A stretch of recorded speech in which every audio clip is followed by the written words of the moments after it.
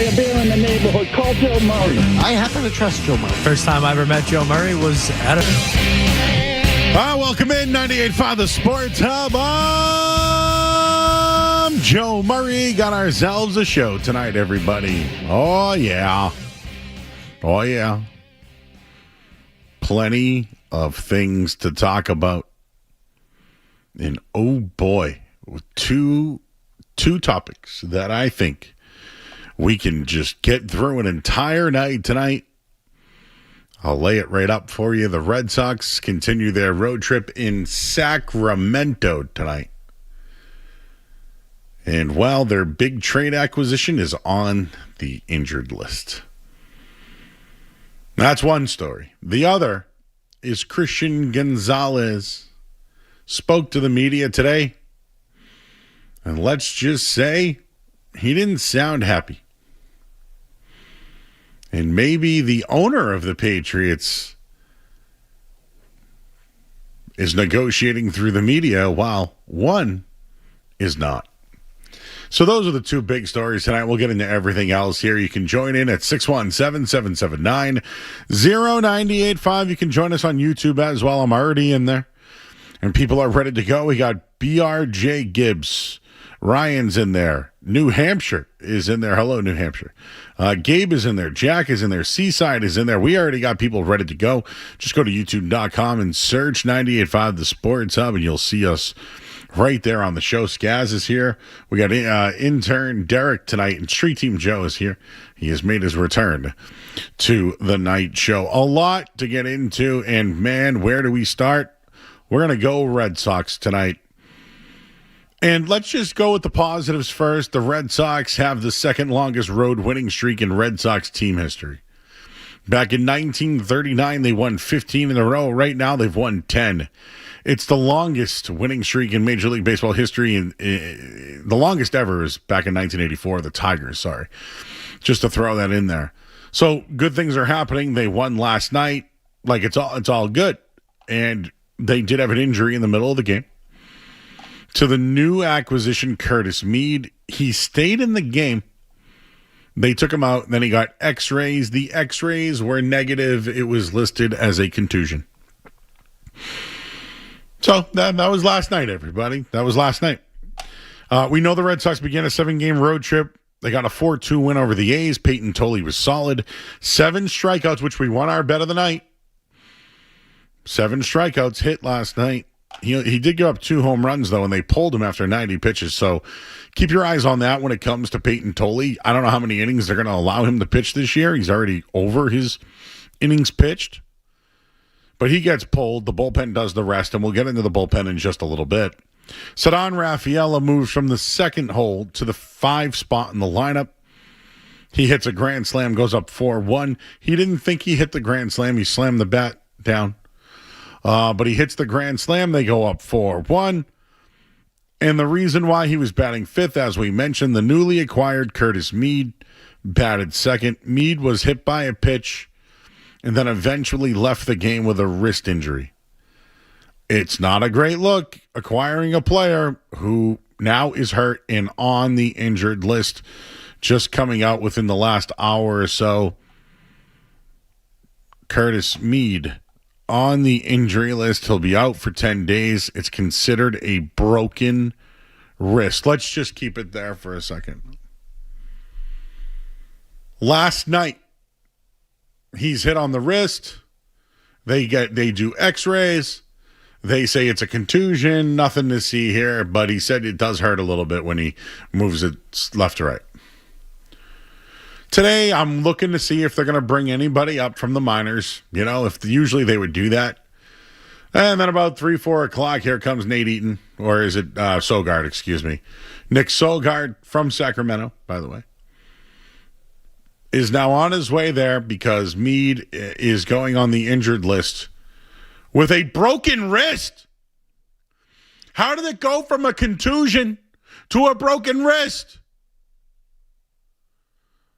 Now, most people, because I'm already seeing it in my comments on Twitter at Joey Murr, the medical staff sucks. I've already seen that 3 times right now.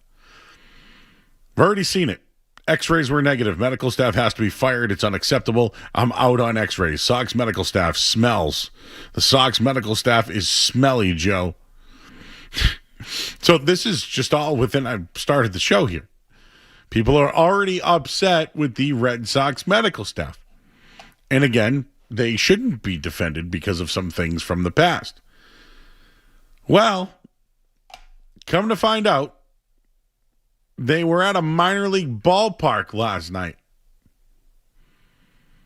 And the minor league ballpark doesn't have the right equipment to evaluate injuries. So, I feel like pulling a Felger right now. When Felger said, so not a punctured lung, then a punctured lung. Last night it was, nothing to worry about here. Contusion might have, what was it? Might have dodged a bullet was the word. Dodged a bullet. And then today it's broken wrist. Hearing the team say we might have dodged a bullet, horrible. To find out today it's a broken wrist, I can't with this team. I can't. When someone gets hurt, we don't know the truth. When someone gets hurt, they might not even be working at a professional ballpark where they can even look at the wrist to find out if it's broken or not. It is smelly. It is laughable. You trade for a guy, you gamble on him, he gets hurt, not his fault, but now you don't even know, you thought it was nothing, you put him back into the game, and he has a broken wrist. I can give you a list of guys with broken wrists, and they never come back. They never come back. So, I could go on this whole, wow, look what happened in Sacramento last night. But when we left last night, we left here last night because the games are on night now. So I was thinking about if the injury could affect the team. Meaning morale loss, right? Oh, trade for this guy who's going to help us and he's hurt. And it instantly just hurts morale. It didn't, and it shouldn't. Mead wasn't really here long enough to gel with anybody. But what's up with the wrist now? I think you have to move on now without thinking that Mead can contribute. And if he happens to miss that time, it shouldn't stop the Red Sox from being aggressive at the deadline. Mead here or not, they should still be aggressive. And now, you need to be even more aggressive. I hope they stay aggressive. Maybe another arm, maybe a shortstop. An injury shouldn't prevent the Red Sox from staying aggressive. The American League is wide open. With Mead here, you should have stayed aggressive. Go for another move. Do it now. Don't wait it out and panic like you have in years before. Don't look at it and say, oh, shucks, this poor us. Look what happened. Mead will be a part of your future. He's under team control. I don't know if he comes back, and quite frankly, at this point, anyone who's hurt, I wouldn't think about coming back. That's either Roman Anthony, Garrett Crochet, anybody. And I do want to get into those coming up in just a little bit. But Mead here or not, stay aggressive in the trade market. Don't let this move give you the, oh, we shouldn't trade now. Look, we just gave up a pitcher for someone who's hurt. No. You stay aggressive, and you go for the bat or the shortstop that can help you. The American League is wide open. It's wide open. You're hot. Stay hot.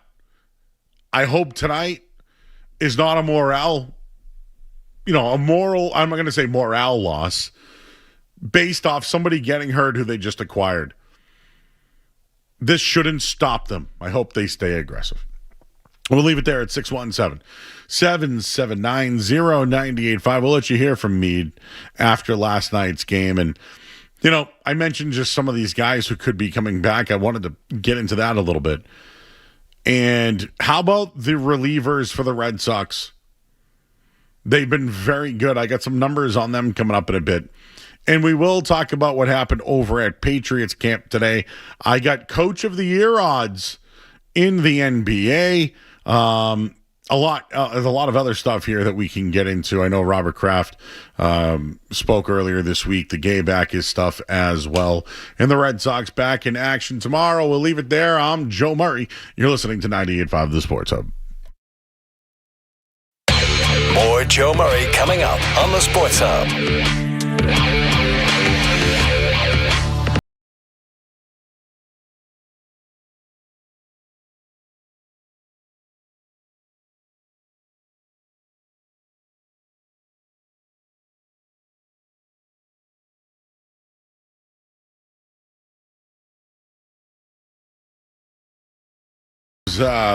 Curtis Mead last night getting hit. You know, guys, maybe you can cue up. I threw it in our rundown, but Mead speaking after the game last night because, after the game he's like, "Yeah, I got hit in the hand. I'm okay. It hurts a little bit left to right, but we'll see what happens." But Curtis Mead just told reporters he woke up with soreness, leading to an MRI today. He's now flying back to Boston to see a specialist. They'll get more certainty on the timetable. Said he is still hopeful he will play this season. I felt okay. I'm squeezing my hand, feels okay. Just a little bit of pain rotating. We were able to get an x-ray and everything looked okay. So, I'm hopeful that, feel better tomorrow morning and, won't be a problem. We dodged a bullet, maybe. We dodged a bullet. Oh. They get in their own way again, Skaz. So Skaz is the one who told me about this MRI machine, which is now starting to piss me off because I understand the A's are homeless and they're playing in Sacramento. And watching last night, it was somewhat of a joke. But come to find out, Skaz, the equipment in Sacramento isn't up to Major League standard. Is that correct? So I'm not even sure that it's a Major League standard thing. This from Chris Cotillo. The initial x-rays in many ballparks or fluoroscopy scans, whatever they are truly initial non-intensive looks. Obviously, once a player can visit a hospital, they can get more in-depth looks at it from specialists, etc. I'm understanding the equipment matters, especially with tiny bones. So to me, that sounds like these MRI machines that are in most ballparks, and you would have to assume that rinky-dink one in Sacramento doesn't have the most high-tech MRI machine, and obviously we all know the most tiny bones are in your wrist and hand area. So they got an initial scan from the MRI. It looked okay. Curtis Mead goes and gets a better MRI that's a more in-depth look, and he has some broken bones, it appears, in his wrist. Tiny bones. Tiny bones, Tiny Joe. bones.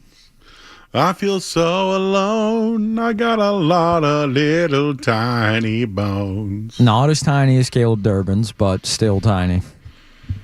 Stupid ballpark. Stupid ballpark. What a stupid ballpark. It is so stupid. It's embarrassing. And I'm now pissed. Last night, a little MRI machine. No big deal. Dodged a bullet. Dodged a bullet. Oh, don't let me ride that one all summer long now into Patriot season. Isn't there a song called Just Ride the Bullet? No, hang on. There's a song, right? Ride a bullet. Anyways, dodged a bullet. Dodged a bullet. Now, is it a fracture or is it broken, Skaz? Is it fractured or is it broken? Is a fracture mean a break? What do they really mean? I don't know anymore. So if you want to get upset about the Red Sox medical staff, we can, if you'd like, about this one. But come to find out, there's a machine out in Sacramento that can't even diagnose the damn thing the right way. So what, they send them to one of those colleges or something, or one of the other hospitals, take a look at it, and we're like, yeah, it's broken.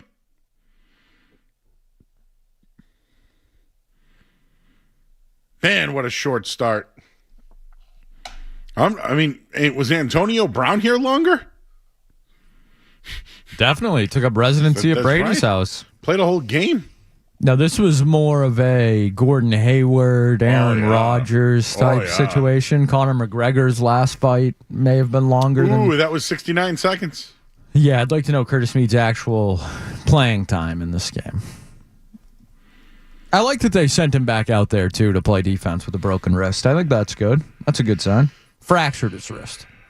Broken, fractured. They don't care anymore. Does this force them to continue to add, Joe, or are now they scared? Well, what was your initial reaction last night?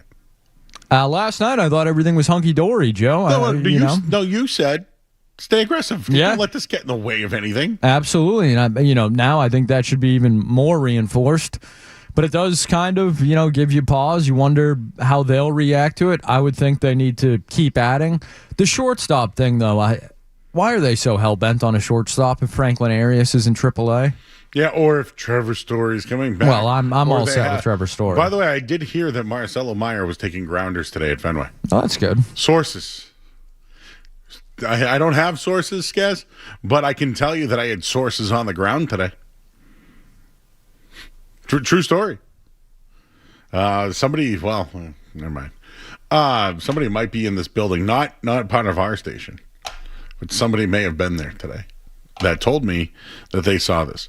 So why are they looking at other options, guys? Yes, because they don't believe in Story. They don't believe in some of these other things.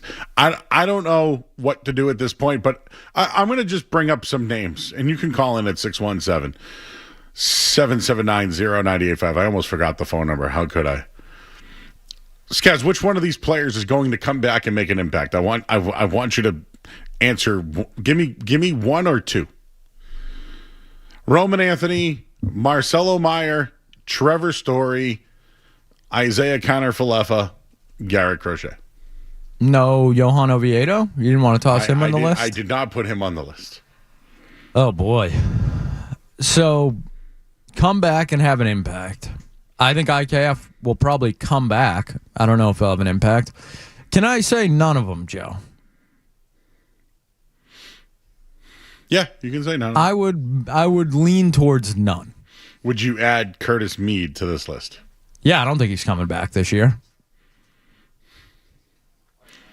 If I had to pick one, I think IKF is back, and I think IKF is their shortstop. He's not a hitter. What a boost. Not a hitter. Oh, that gets me excited. IKF. Not a hitter. But a leader. Oh. I think Marcelo Meyer could come back. Will he make an impact? I mean, maybe off the field. Garrett Crochet says he'll need 6 weeks to get going. Why don't you use him out of the bullpen? See you in 2027, Garrett Crochet. Okay. All right. Let's have a conversation about Trevor Story. Oh, please. No, let's do it. Let's be real. He couldn't be the leader at the time. He couldn't hit in the 2-hole. He pouted. He kind of bitched out in front of everybody. Let's just face it. I don't think kind of, Joe. I think that's exactly what he did. Yeah. He got hurt, and once he got hurt, they were like, go away. Kind of a Jimmy G situation almost. Yeah. Sources on the ground. Oh. He was taking ground balls today at Fenway Park. Sources on the ground. Not me, though. Wasn't me. Both him and Meyer are working out together. Oh, what a tandem. When I think of a guy I want mentoring Marcelo Meyer, it's Trevor Story. Leader. If they can't move on from him or DFA him, can they get anything out of him? I'm sure a ton of strikeouts, yeah.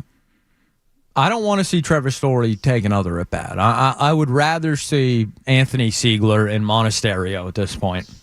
Well, Monasterio's been really good. Been raking the ball. He had a little bit of he made a nice play in the ninth, but kind of bobbled the ball. Thought he was safe on that slide, too. And by the way, my Bally's pick of the night, Monasterio for a double plus 310. He has a double in 5 out of his last 8 games. That's just one of them because we hit Peyton Tolley last night. We did. I forget. Oh, my other Bally's pick of the night is Wilson Contreras to have a walk. Plus 126. Just walk. So, what about Roman? Did we mention Roman yet? Or are you Roman 2027? Yeah, I think Roman will be back next year. Okay. He can't swing a bat without getting an ouchie, Joe. I'm not putting too much belief in the guy. They sent him to baseball Siberia in Fort Myers in the middle of the team's longest winning streak in 75 years or whatever the hell it was. So, no, I'm not relying on Roman Anthony to come back. So, realistically, the two players that could come back are IKF and Trevor Story and Marcelo Meyer. Cue the duck boats. You got to make a move. And we're putting Mead on that list now, right? So, Roman, Marcelo Meyer, Curtis Mead, Garrett Crochet. Done. You don't want to see Trevor Story again, and IKF's probably not a needle mover. Stay aggressive.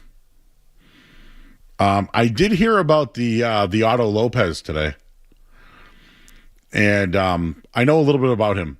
He's been cut a couple of times. He was an all-star this year. He leads the National League in hitting.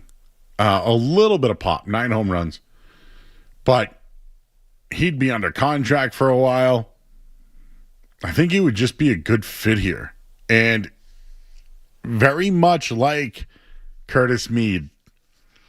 Same trajectory, really broke out this year. What would it cost to get him? I'm almost wondering if you can somehow finagle a pitcher from them. They have a pitcher named Junk that I like. Maybe they can make a move for them. 617-779-0985. Matt is in Denver. Hello, Matt. Hey, fellas. First-time caller. Just some perspective on the Mead injury. Ozzie Albies, Jonathan Aranda, and Jordan Lawler all suffered wrist fractures, and all three missed between 8 to 9 weeks. And game 1 of the wild card round is exactly 64 days after the injuries, which would be 9 weeks. Thanks, guys. Thank you for that. Who was it? Jonathan Aranda and Albies? Well, let's add that to the old. I call them data points, guys. Derek Olson, our intern, when somebody brings up a talking point to relate to it, like a comp, I call them data points. So, Albies and Aranda, both fractured wrists, out 8 to 9 weeks, they said. So 8 times 7 is 56. 9 times 7 is 63. He mentioned that the ALCS playoffs would start 64 days from now, Skaz. Was that the Joe math there? Am I mistaken? I would never question the Joe math. Okay, so he's done. He's done. Done. He's done. Done. Get him a Foster's. He's done. He's done. Maybe he can get a nice little ice thing for his wrist. Little shrimp on the Barbie, Joe. And then, if he's back, he has to swing a bat, right? He does have to swing a bat. That's been a problem for some of these guys coming back for the Red Sox. Swinging the bat, a problem. Remember the mental swings? Oh, yeah. Whatever happened to that guy? And then the dry swings. Where is Tristan Cassis? Well, he's got a wrist injury, too. No. Looks like we dodged a bullet, baby.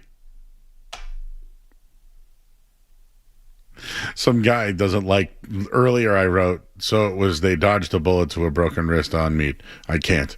And then some guy goes, once again, it's a good thing your profession isn't based on communication. Yes. Do you know that we work in the communications business and there is little to no communication? Yeah. No, but if someone comes at me about my grammar, dude, I didn't go to college. Actually, I went to 2 years of Mass Bay Community College. Does that count? What about Connecticut School of Broadcasting? No. You went there. No, that certainly doesn't count. No. How about Bridgewater State? I didn't go there.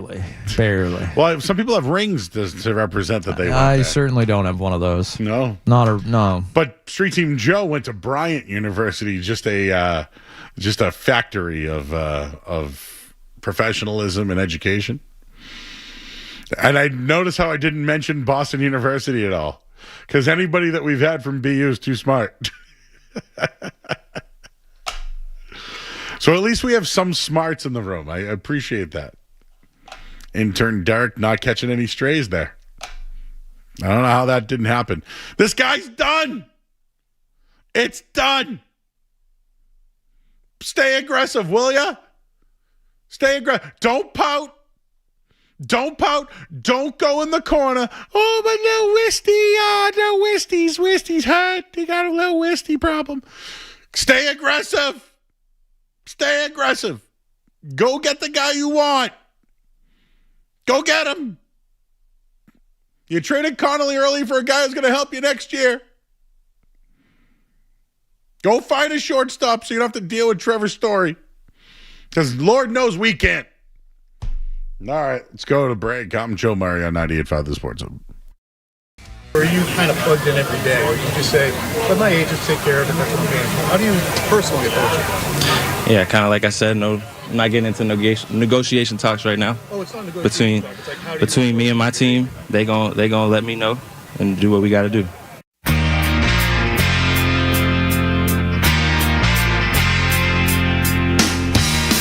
All right, back here on 98.5 The Sports Hub. I'm Joe Murray. Stupid ballpark in Sacramento. Stupid. It's so stupid. Stupid. Anyways, I'll move on. That was Christian Gonzalez, everybody. Said he doesn't want to negotiate through the media. Well, maybe you don't want to negotiate through the media, Christian Gonzalez.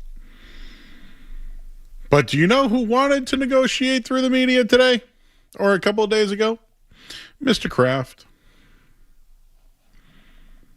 So Christian Gonzalez expressed Robert Kraft making comments about his contract through the media the other day.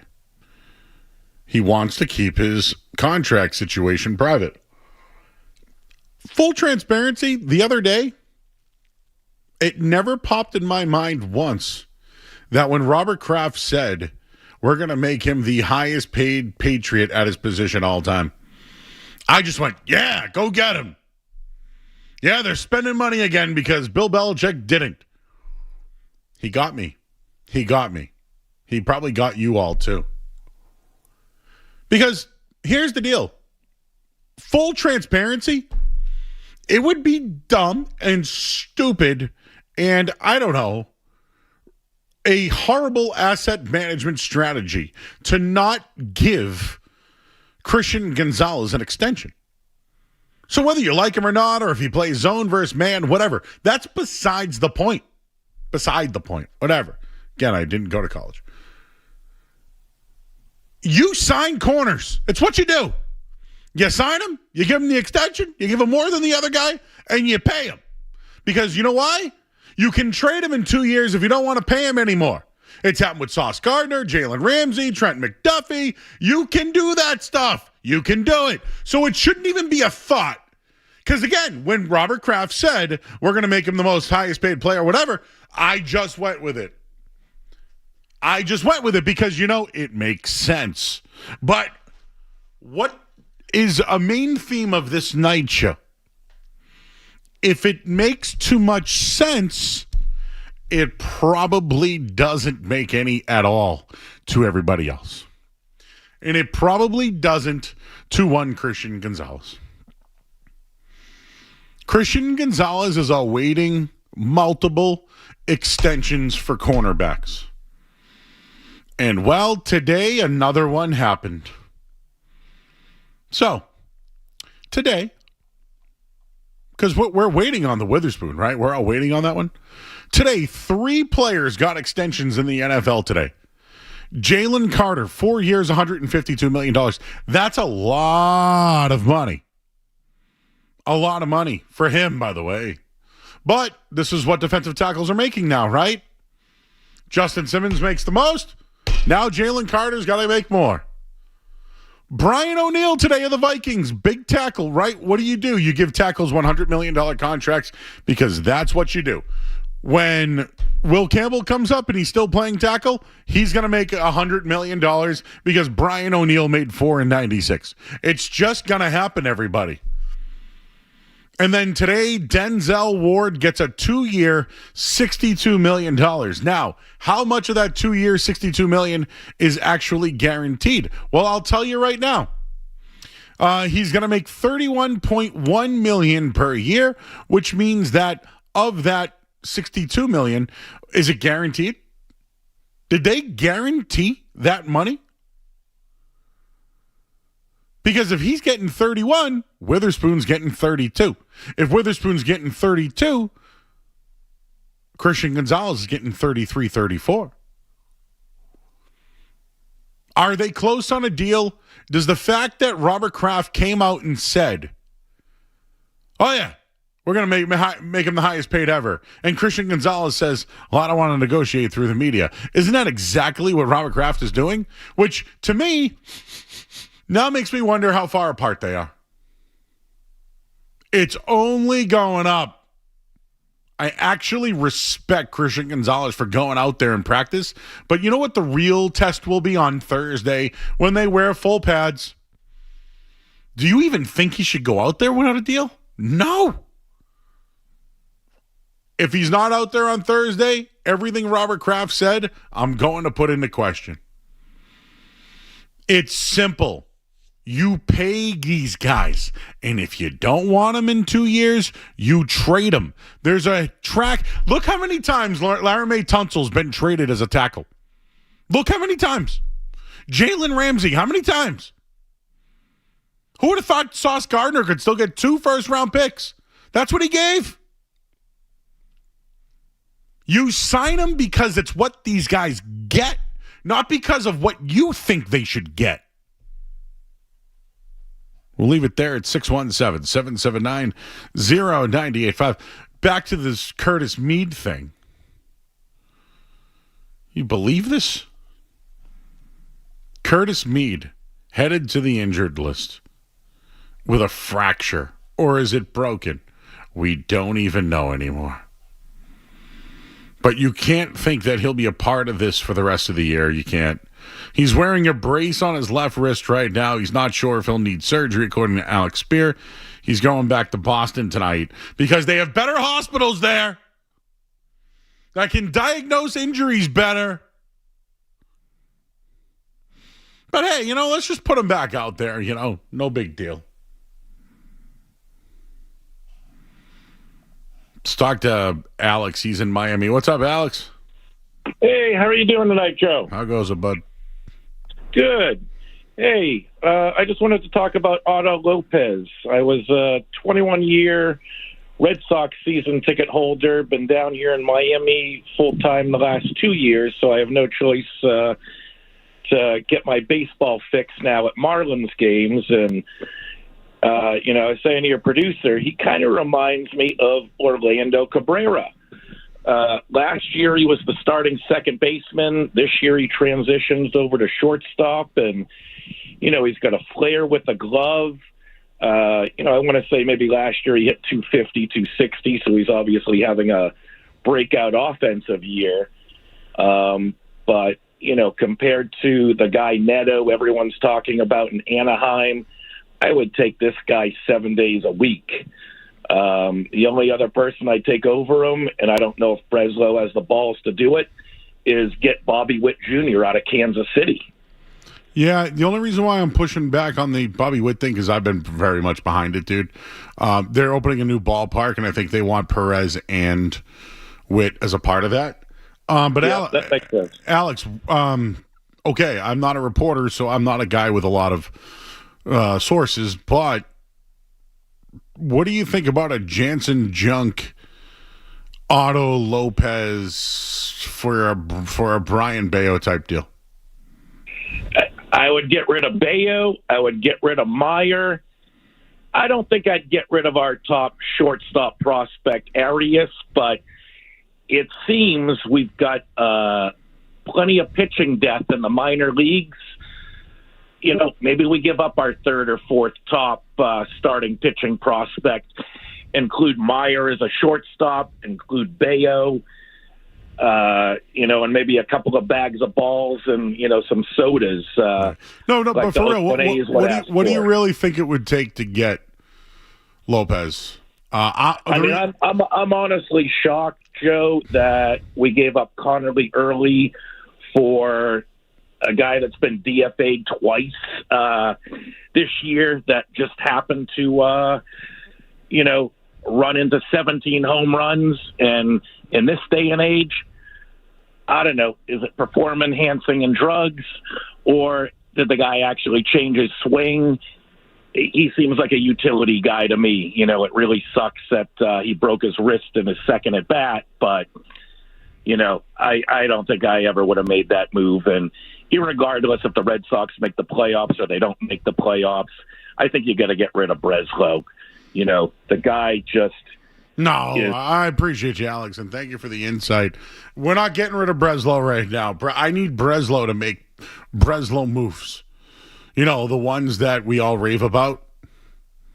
Not the ones that we don't like. Not the Dustin May deals and the Steven Matz deals. And now are we going to remember this guy now? Mead is going to be one of those guys, guys. I'm going to call him by different names every time. You know how I don't know who they are?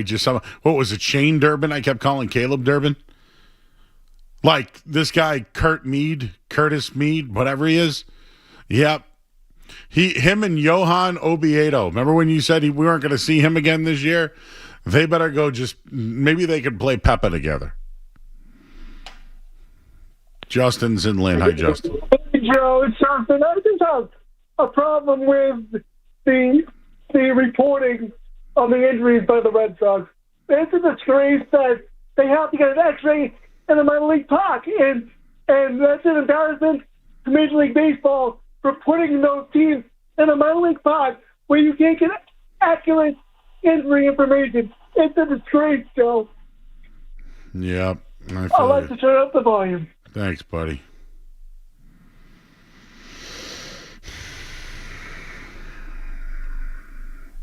That was a big sigh from me because I don't know what else to say. You know what? I do want to say this quickly because I put it in my rundown. Skaz, NBA Coach of the Year odds are out. You see this? I don't know if you saw my rundown, but where do you think Joe Mazzulla's on that list? I would imagine inside the top 10. 1, 2, 3, 4, 5, 6, 7, 8. I cut it off. He's 33-1 this year, so that would not make him top 10. Darko Rajokovic is the favorite, followed by Nick Nurse of the 76ers, followed by Will Hattie, Chris Finch, Eric Spoelstra, Sean Sweeney, Micah Norrie. I mean, these are terrible odds.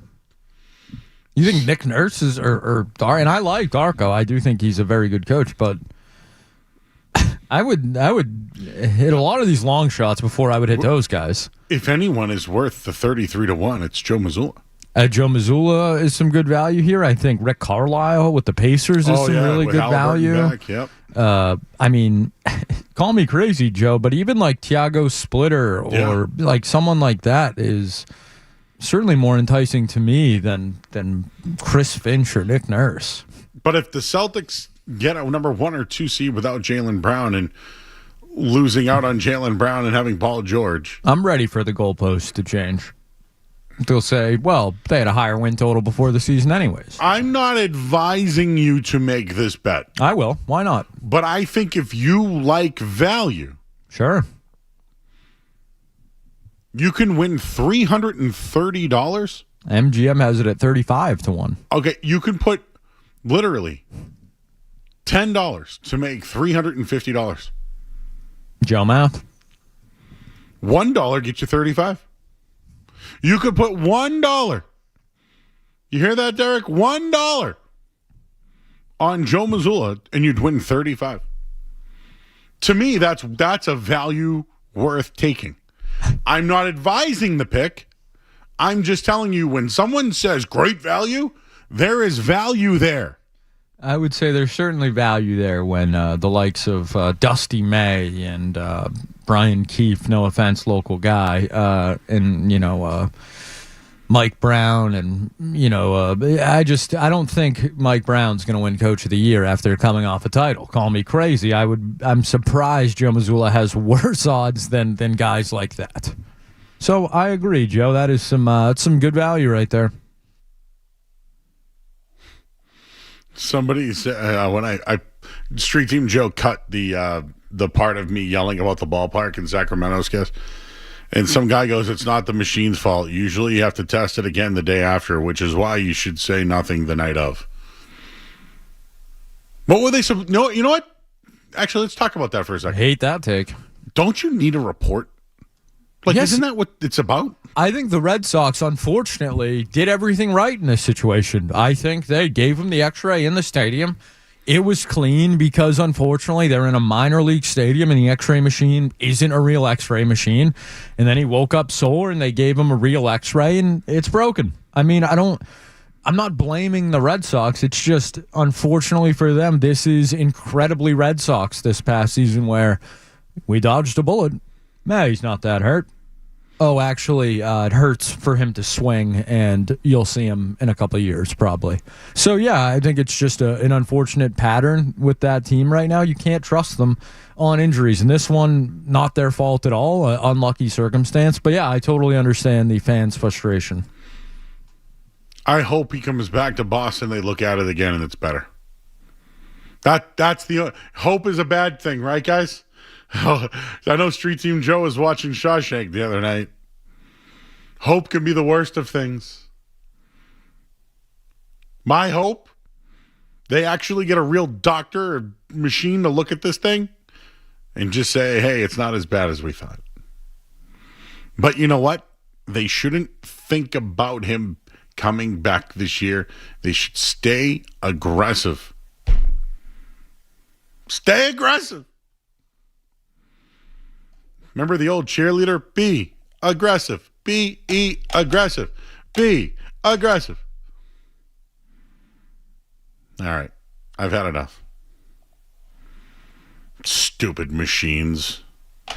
Anyways, the Patriots receivers, I've heard somebody's been very good, and people are trying to make it a thing that one of them doesn't look that great.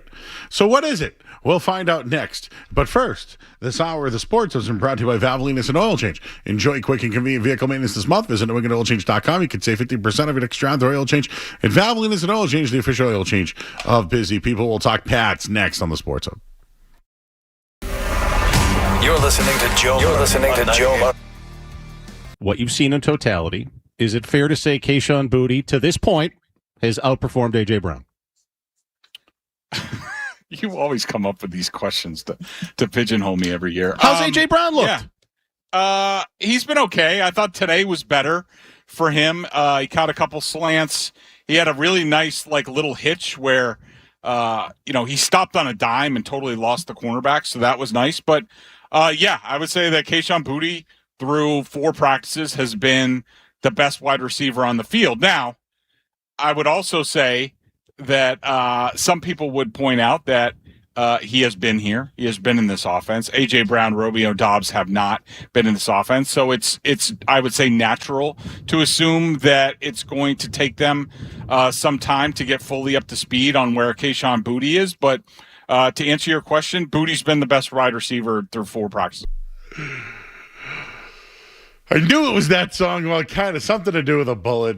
They dodged a bullet. Can you believe they dodged a bullet? He has a broken wrist. Anyways, that was Greg Bedard coming back from the break there. I think Big Jim was like, hey, I know Kayshon Boutte looks like he's doing well. What's up with A.J. Brown? And is Kayshon Boutte outplaying A.J. Brown at camp?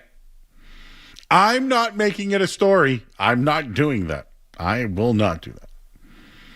Because I will put my money on A.J. Brown 10 times out of 10 versus Kayshon Boutte. No offense, Kayshon. You know what it's like to bet on those horses. Not to stray you like that, but even you would agree that A.J. Brown is better than you.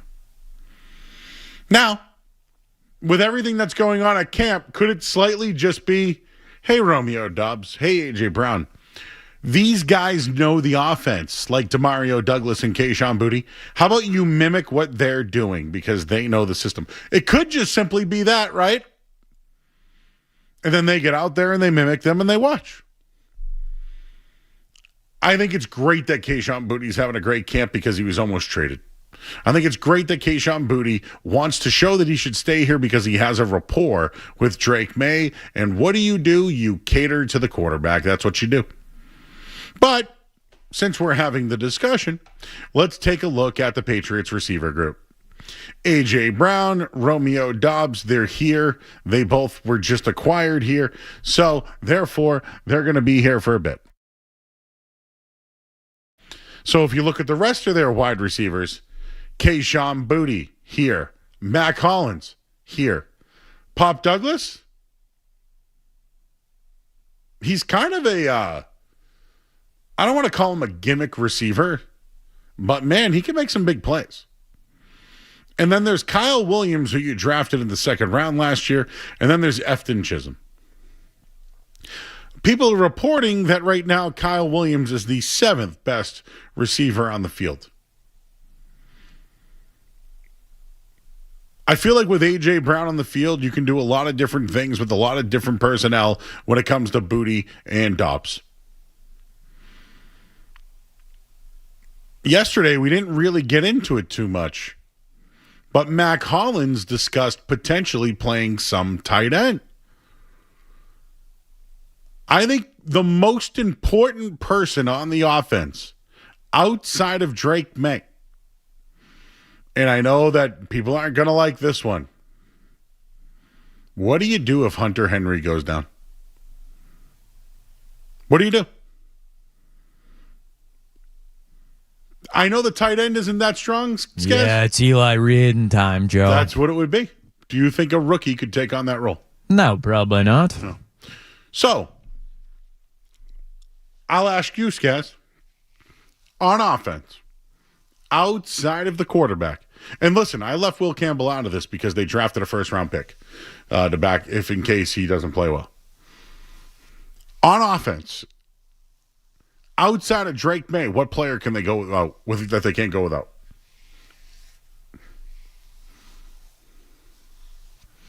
Well, I mean, they're porked if it's Drake May. Anybody else, I think they're pretty fine. But that's why I say Hunter Henry. I mean, if Drake May's as good as everyone tells me he is, then they better be damn good if somebody else goes down and Drake May's still out there. If he's the MVP of the league. No, I got you. I think if Hunter Henry goes down, they might have an issue. Like if A.J. Brown goes down, okay, great. Boutte and Dobbs, you're outside guys, right? Mac Hollins just becomes, you know what I'm saying? Like, yeah, and like if you lose both your tackles, you're in a little bit of trouble, right? Could Vera Tucker play out there for a minute? Do you go with some of these guys Crownover that they've drafted and Bryant? It's kind of an interesting question. How about Ramondre? He's pretty important, right? Is he throwing up on the field today? I didn't hear this, but Skaz, when I played football, because I was a lineman, I was told to stay in shape so I could always be in shape. Does that make sense? Do you think he's not in shape? Because I only threw up when I wasn't in shape. He left practice early and was scheduled to speak with reporters and did not. Could be the lettuce. It could be the lettuce, Joe. Lettuce is getting a lot of people these days. You know? I would say not in shape. Some guys use camp to get in shape. I don't think A.J. Brown's using camp to get in shape. Have you seen him? That guy's a specimen. He looks like a clay statue of muscle. I thought Luke. I think they just called him. I thought Derek would give me a different. Well, by the way, speaking of Luke, I mentioned him earlier today. He's a remember he came in studio. Yes, remember that night? Of course. I haven't heard from him since. You know that? Well, reach out. No. He's doing Cape Cod baseball. Yes, walk-off I saw the other night he was calling. And he was doing the North Shore Navigators. Yes. Which I've been a part of years ago. The pipeline is strong, Joe. But I just remember him telling me the season's over. It's meaningless. Why am I trying to even have a season? I keep receipts, guys. And this is what I try to tell the young children. Baseball is a long season. Listen, one thing that I will be consistent about when it comes to Felger and Maz, when they say we have a show to do today, I put them on at 2:00 today, guys. And oh boy, it was Robert Kraft isn't holding up his end of the bargain. It was like classic. We have a show to do today. They were trying to make this a story. And then Keyshawn Booty's better than AJ Brown at camp. Like, I got 30 minutes in the car today of them, and I went, geez, I miss these guys. Because the other night I didn't do that. I was like, oh man, Robert Kraft going right through the media saying they're going to do this. All right, it's going to get done. Because if it doesn't, oh boy. How do you think Jonathan feels about Robert speaking? Because remember last week, John Henry said he doesn't like speaking to the media, and then the next day Tom Warner comes out and speaks to the media, and how'd that work out? Should I not bring that up? Because I've heard that from somewhere that people weren't happy about that. No. And it's, guys, actually what happened was we discussed it on the air, and I'm going to throw you under the bus now. You were the one who said that they're the kings of premature victory laps, and come to find out, it was a premature victory lap. They lead the league in it, Joe. And I'm only laughing about it because I heard about it. Oh, and by the way, do we hear from Breslow? Today's Tuesday, right? Do we get Craig Breslow today? That's usually before the game, Isn't right? it Breslow Tuesday, Kennedy Wednesday, Warner Friday? I mean, with this late start, maybe it's pushed back a little bit, Joe. I don't think we've heard from anybody since then, huh? That was last week's, guys. Just so you know. Because you know why? I keep receipts. You were over there today, Joe. I was. What was the buzz like? The buzz was like one guy doesn't want to talk and the other one did. That was the talk today. You ever thought about that between those two? Oh, man, I'm going to get in trouble. John Henry and Tom Warner, have you ever thought about, like... Because I mean... Oh, geez, I'm going to get in trouble. Come on, please. No, I just think that maybe one guy wants one thing, one guy wants the other, and then, like, who makes the decision? Right? What do you think they want? Honestly, dude, I think John Henry is involved. I really do. I just think Tom Warner's here more, is what I think. And I think in the end, I think he gets what he wants because he's here more. Does that answer your question? Tom Warner runs the Red Sox. Because I will say this. John Henry specifically said in that paper, hey, man, anything I've ever said has always been kind of taken out of context, so that's why I don't talk anymore. Hey, you know what? I don't love that he did it through that, but at least he said it. Not defending him. At least he said it. Tom Warner went on there and was like, hey, yeah, we got guys that, are hitting just like the other guys that we used to have. Don't take that victory lap just yet.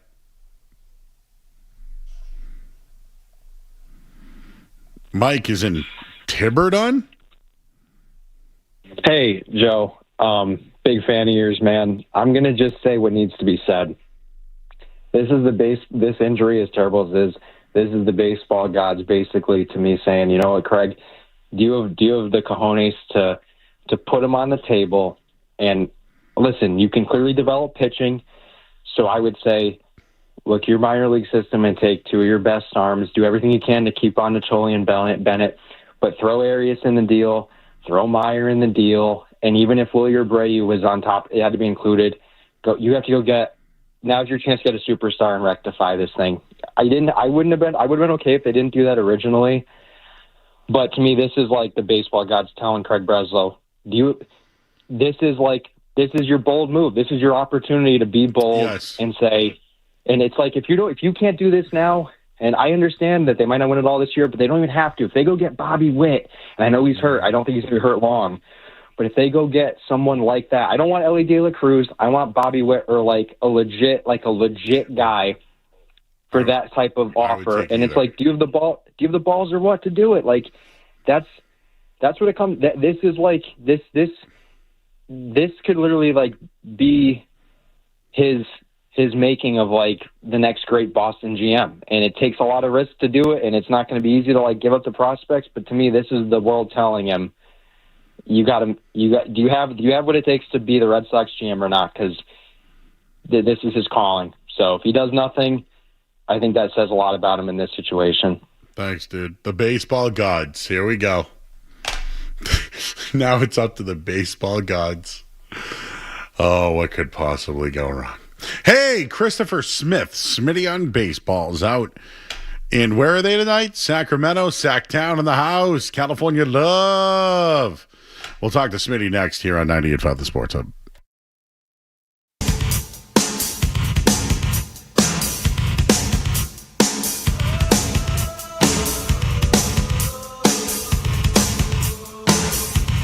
All right, back here on 98.5 The Sports Hub. I'm Joe Murray.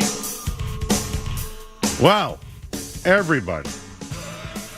Why don't we go to Sacramento, California, and welcome in Christopher Smith, he of Mass Live, Smitty on Baseball. I know that you had the clubhouse at 6:40 today, and then you had Chad Tracy at 7:45.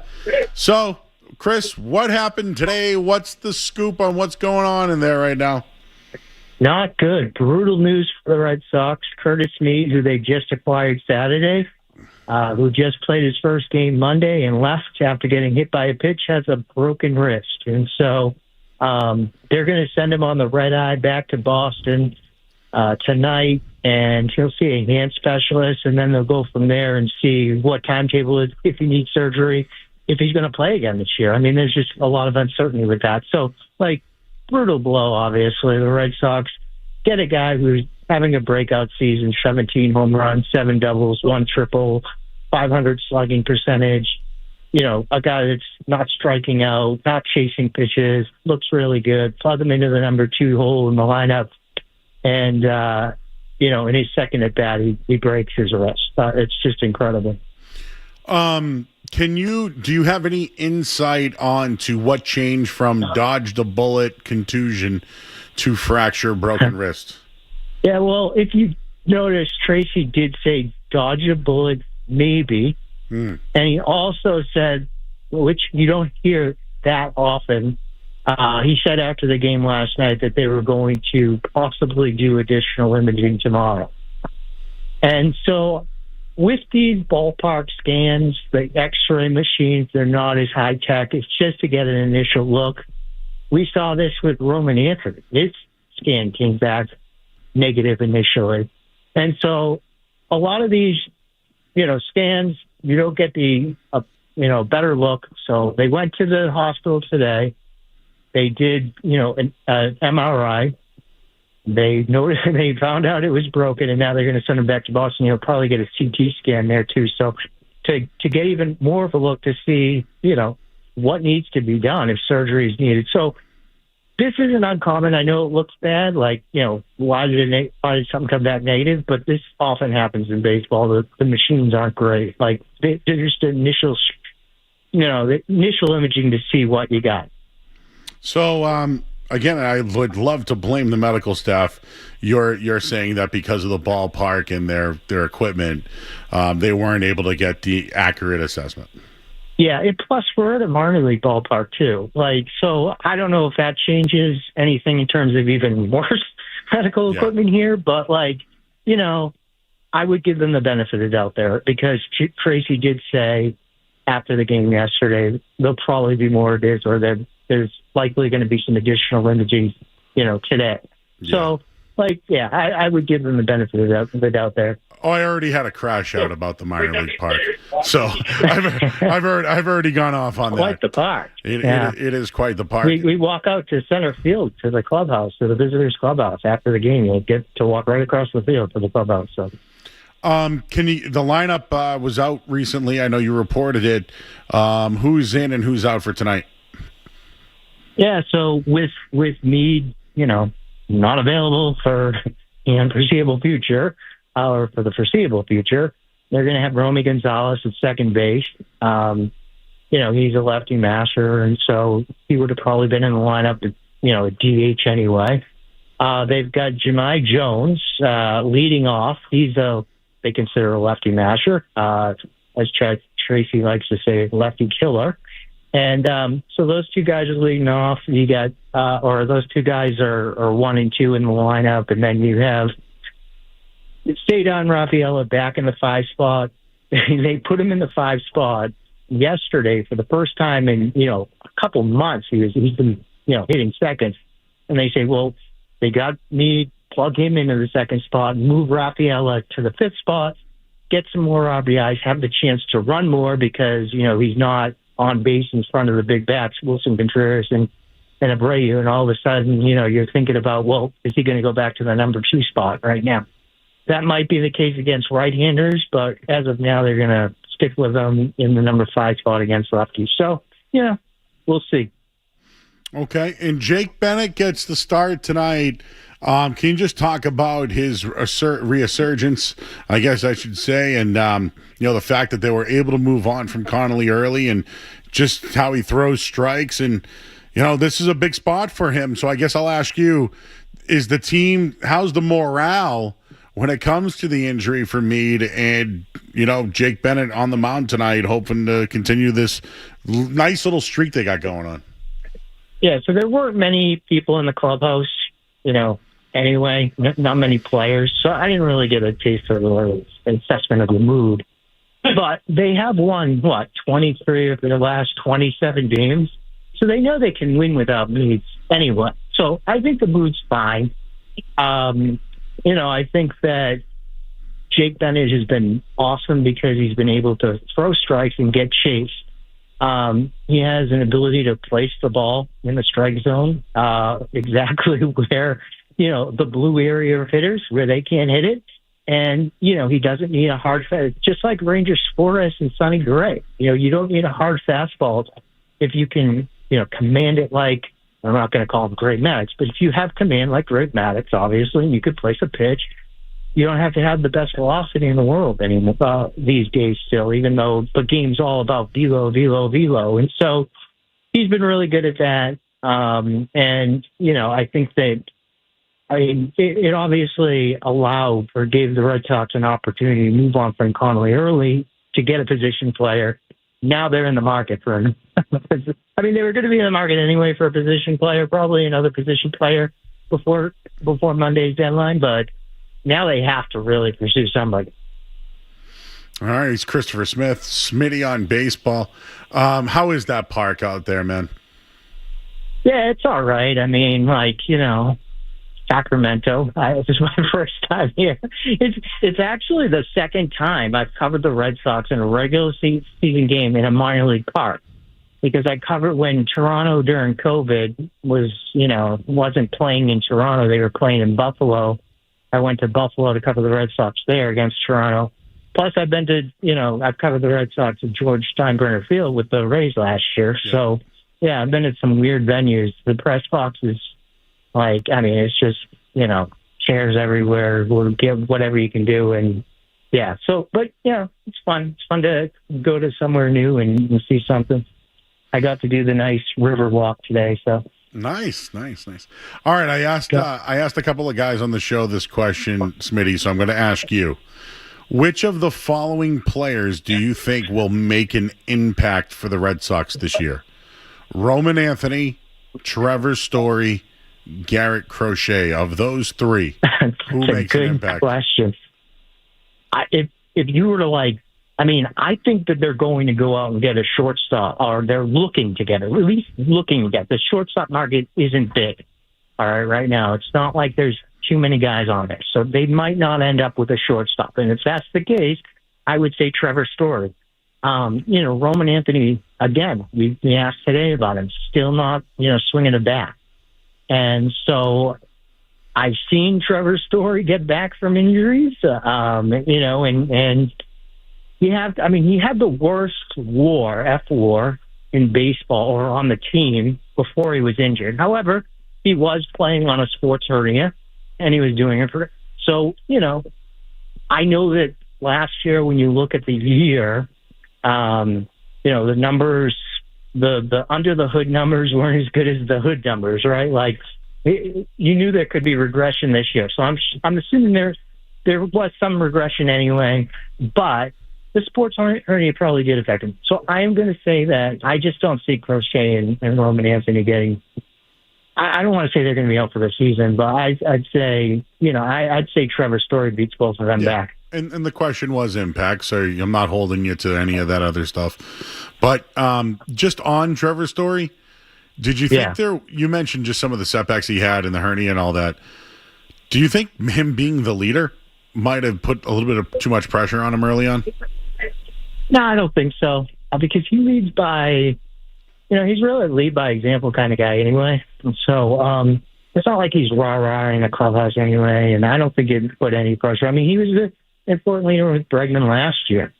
And he's been a leader when he's been injured in previous seasons, like been around and he has the story camp and all that, whether that's overblown or not. But, I mean, I don't think that's the case. I just think that we're talking about a guy that's getting older.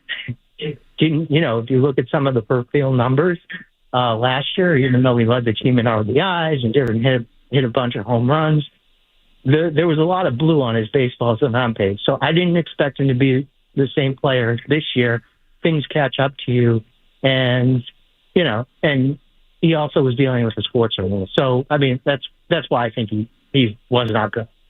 Last one, Ceddanne Raphael has been just a glue guy all year long. Last night hits the grand slam. With Mead out now, they still have kept him somewhere in that 5 spot. I forget, is that where he is tonight? Yeah. Will they put him back up to the 2 spot, or are they going to leave him there? So I think against lefties, they might put him back at the 2. I mean, against righties, they might put him back at the 2 spot. But whenever they face a lefty, I think they're going to commit to him being in the 5 spot. So we'll see. But I mean, we're looking at things like Andrew Monasterio is their starting shortstop right now. I mean, everything could change in a week, right, if they get a player. And so we'll see. I mean, then you could change up lineup construction after you get a player at the trade deadline. So we'll see. But right now, against righties, he might slide back into the 2 spot. Against lefties, he'll be in the 5 spot. All right, Chris, anything else going on there tonight? So it's 8:30 Eastern Standard Time. So what, do you got, another 2 hours? No, it's, I'm trying to think. So, so what is it here? It says, what time is it there? 8:36. 8:40? Yeah. All right, so it's 5:46 here. So the game, I got another hour till the game, just an hour. Oh, okay. Yeah, my Joe math on time, not good. I always get up and I'm like, I completely forget about the 3-hour difference, and I'm like, my wife calls me and I'm like, what are you doing? Or why are you already going to bed or something? So yeah. I do love late night baseball. I got to tell you, something about it, especially last night. Did it get a little sweaty out there with Chapman? Yeah, it's been getting a little sweaty with Chapman for a while now.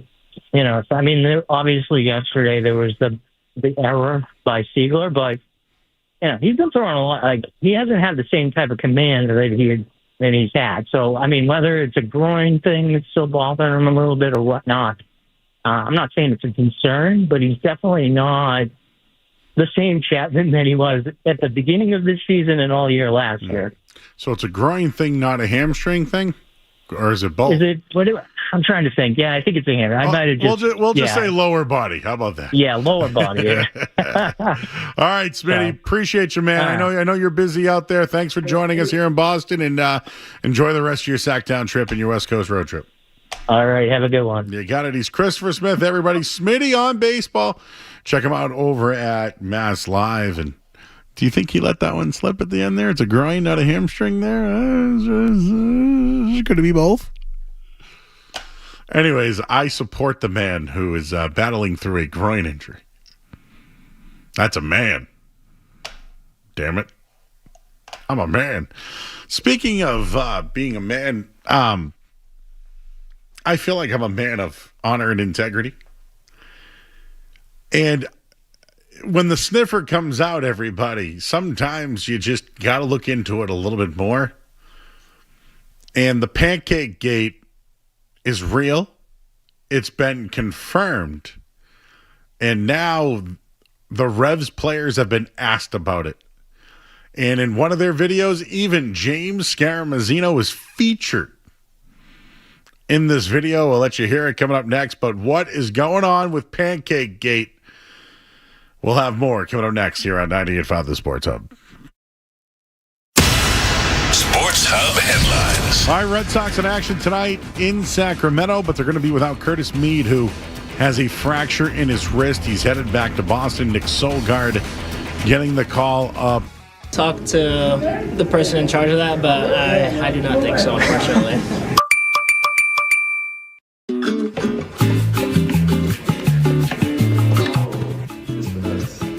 It is. How many we need the scissors? These scissors.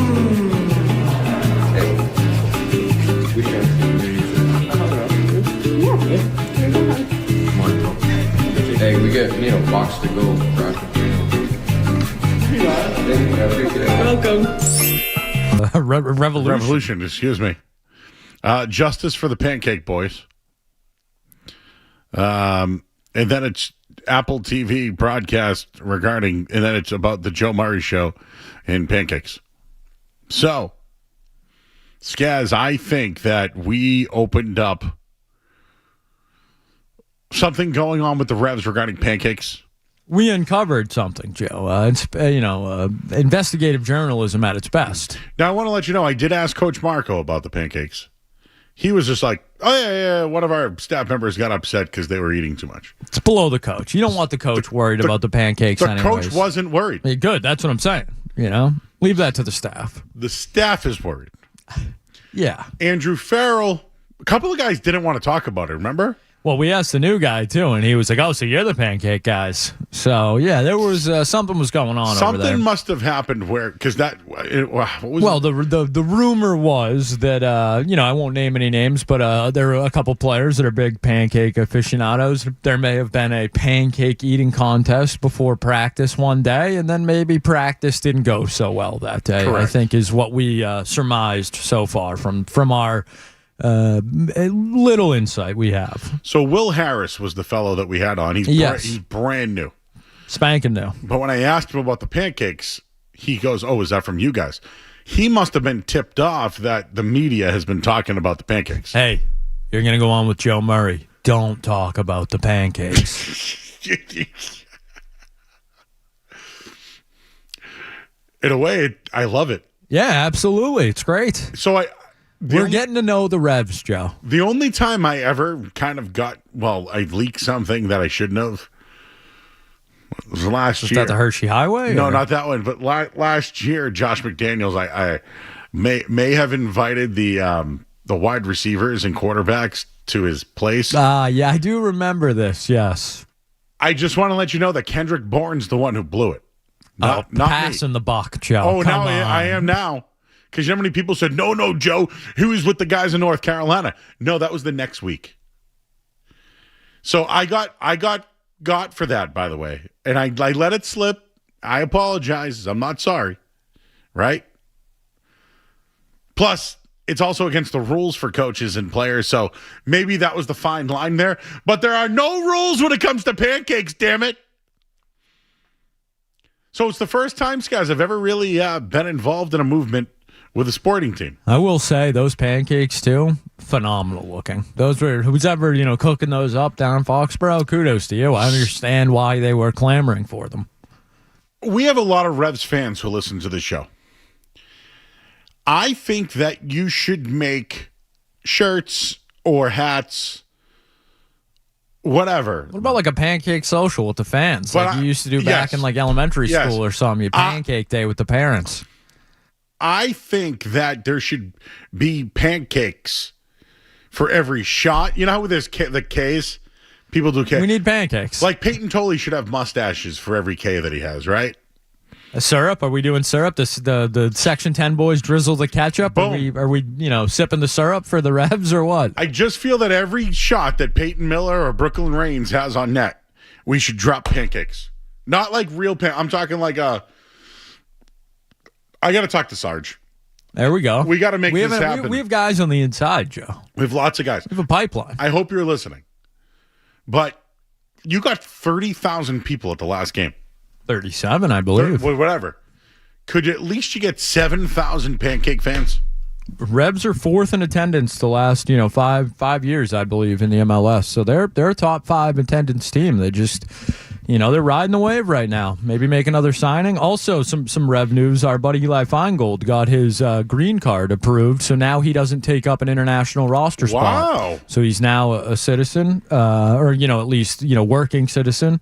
So that's big for the Rebs as well. They now have another international roster spot they can use, and hopefully they do. Is there a famous pancake like I used to go Aunt Jemima, or is that syrup? I can't remember now anymore. The most famous pancake. Yeah, for me, I thought it was always like Bisquick or something like that. There is a pancake man down on the Cape. A pancake man? Yeah. I don't know if there's any I told you the best pancakes I've had is a place called Red's. There's one in Salem, Mass, and one in Peabody, Mass. They have very good pancakes. You a silver dollar pancake guy, Joe, or you like the big boys? I love all pancakes. You don't discriminate. I will tell you, though, I love a French toast better, though. I would probably co-sign. Man, I love French toast. Put a little sugar on there. Now, you do the strawberries or no? Ooh, if we're starting to get into fruit now, that's no longer French toast to me. That's we're getting into crepe territory. It's like a parfait. Yeah, we're getting into that territory. The New England pancakes. I just want you to know that we started it first. And I mean, they gave them pancakes in that video. I know it wasn't the greatest video to play on the radio, but we'll share it. But they used Skaz's tweet about, release the pancakes. So anyways, we have now made our way into a professional team. I hope they give us Peyton Miller or Brooklyn Reigns. And Andrew Farrell was the leader and didn't want to talk about it. And maybe we could have pancake night. What do you think? In on that. I used to love breakfast for dinner. I was a staple in the Scammers household growing up. Every Thursday we do breakfast for dinner. I love breakfast for dinner. Absolutely. What would be the French toast was popular. We do it for right on the griddle. Eggs and bacon, whatever. How do you like your eggs? I'm a sunny side up guy. Sunny side or over easy. I'm a scrambled, but dude, get yourself a nice little egg, throw it right in a boiling pot. And grab it with a little net scooper. That little poached baby right on top of a Straight Team corned Joe beef is hash. Literally almost saying verbatim what you're saying, but back just here. right over a piece of corned beef hash. Oh, and then you just grab the fork and you just right down the middle, and it orange goose everywhere. Green. I was gonna say you don't want those green eggs and ham, Joe. Eggs and ham. Nope. But oh, baby, a poached egg. Have you ever made a poached egg before, Scott? Oh yeah. Oh, okay. I'm a big deviled eggs, hard boiled. I'll eat any kind of egg, pretty much. Egg salad, you name it.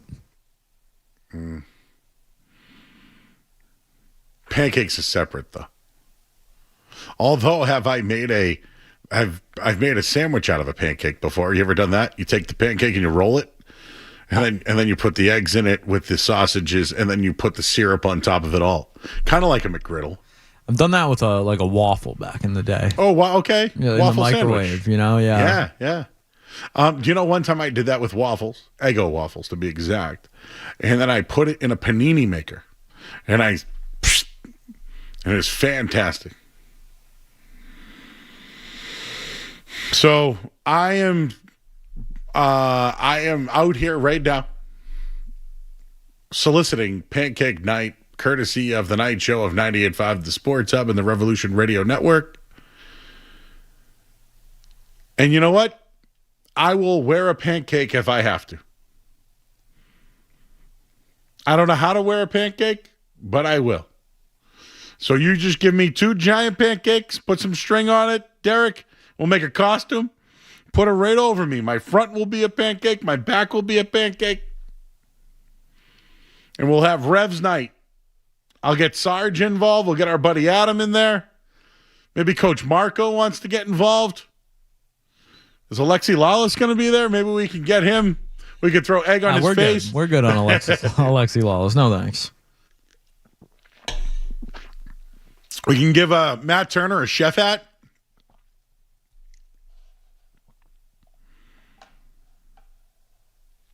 Kyle in Belmont. Hi, Kyle. Joe, one addition to using pancakes as like a sandwich vessel, just use a pancake as a hot dog bun. I'm telling you, it's so good. Okay, let me just understand this one more time. Yep. You're saying to use a pancake as a vessel and fold it and put a hot dog in it? Oh yeah. Okay, what kind of condiment goes on that? I want to say I was like 8 beers deep when I did this, but I want to say I put hot sauce on it. Hot sauce on top of a hot dog and pancake. Yep. So I don't know You why. could probably My first thought's syrup for some reason. No, you know what? Yeah, man. Go for it. Why not, right? Could I put ketchup on it? I think that's I'm personally not a ketchup on hot dogs guy, but you can do whatever you want. What kind of hot sauce did you put on it? I think it was just Frank's. It was just like whatever was in the fridge. It was like I was on a bachelor party and it was like 1:30 and there was a leftover pancake from breakfast and I was like, well, that looks like a pretty good thing to put a hot dog in. So, you know what, Kyle, I'm going to give it a shot some night, and I'll let you know. Please do. I look forward to hearing your review on the show. Thank you. In or out on a hot dog wrapped in a pancake? Is it sliced? It's Skaz. It could be whatever you want it to be. Yes. I mean, sure, I would do it, Joe. Who am I? It's like a corn dog syrup? almost with it's basically a corn dog, right? Yeah, but I'm not rolling it. But well, you send them the size of a pancake. You basically are. What I like that he said was you use the pancake as a vessel. that was what really stood out to me. I will say you got to be careful where you're putting your hot dog at the end of a long night. That's all I'll say. End of a bachelor party, 1:30 in the morning. Just be careful. Who called? You guys were laughing. Something a gentleman just wanted to call in and say how much he appreciated the show and how he really respected and loved Joe Murray as the great Christian man that he is. Christian man? That's what he said, Joe. I just relay the calls. Well, Catholic and Christian are two different things. Well, I just relay the messages. Derek was very taken aback by it. I went to Catholic school. I played Catholic youth organizational sports. I grew up in the city of Boston. We played BNBL basketball. You said you're a great Christian man, Joe. I'm simply relaying the message. I'm a Catholic man, but fine. We're all Christians, aren't we? Greg's in Worcester. Hello, Greg. Hey, listen, I heard the pancake stuff. So I got a pancake story, but I'm going to date myself because this was when I was in college, mid-'80s. Went down to Cape for a summer. Cooked at a breakfast restaurant called the Sunnyside Grill in Dennis. Yeah, I stay in Dennis. You know that? Well, no, the Sunnyside Grill, I don't think it's still there. But anyway, all you can eat pancakes, right? So I'm getting there. I'm, cutting potatoes up and all the rest of it and getting ready for the pancakes. All you can eat pancakes is line out the door. And then I didn't know who he was, but they said, quote unquote, a professional wrestler just came up. I said, okay. And all you can eat, right? So now I'm pouring pancakes. This guy ate 36 pancakes. Whoa. 36. I don't know if I could do that, dude. No, I couldn't. No, the Sunnyside restaurant. I'm trying to remember. I think it's what Grumpy's is now. I don't know what it is now, but Sunnyside Grill. It was in Dennis. But I got another quick story. So this Monday to Friday, actually, I'm sorry, 7 days a week. The same guy, older guy, would come in 11 a.m. He'd order 2 Sunnyside eggs up, 2 bacon flat, toast, no butter, and 2 Heinekens. And if the bacon came out, I'm not kidding. If the bacon came out with any wrinkles, he'd send it back. And anybody who's done breakfast cooking knows, if the over easy eggs were nicked at all, he'd send it back. the same son of a bee. Man, that guy can really mash some stacks, huh? Yeah. Sunnyside Grill, Dennis. So you were a chef in Dennis? I wouldn't call it chef. Mid 80s, yeah. Wow, the Cape in the mid 80s must have been a thrill, huh? It was still crowded, but it was fun. We were in college, it was having fun. I had 2 jobs. Actually, 2 jobs. I cooked there starting 5 a.m., and in the evening I cooked at that Friendly's in West Yarmouth. And back then, at least, that Friendly's was the busiest Friendly's in their entire chain. I think there's I don't know if there's one still on the Cape, but there's one at the bridge. But yes, that one was on 28. I remember it back in the day. Yep, absolutely, yep. Wow. That area is still going, bro. There's a lot going on out there. Yep. All right, dude. Appreciate you. Thank you. There's our good friends down in Waltham in a pickle restaurant. They make pancakes that you wrap in a pickle. Get it? You know what's another thing we could do, Skaz? Since pancakes are stacked on, like, what if they get 2 goals? Is that considered 2 pancakes? Should we eat pancakes? How about this? For every goal the Revs score for the rest of the year, I will eat pancakes.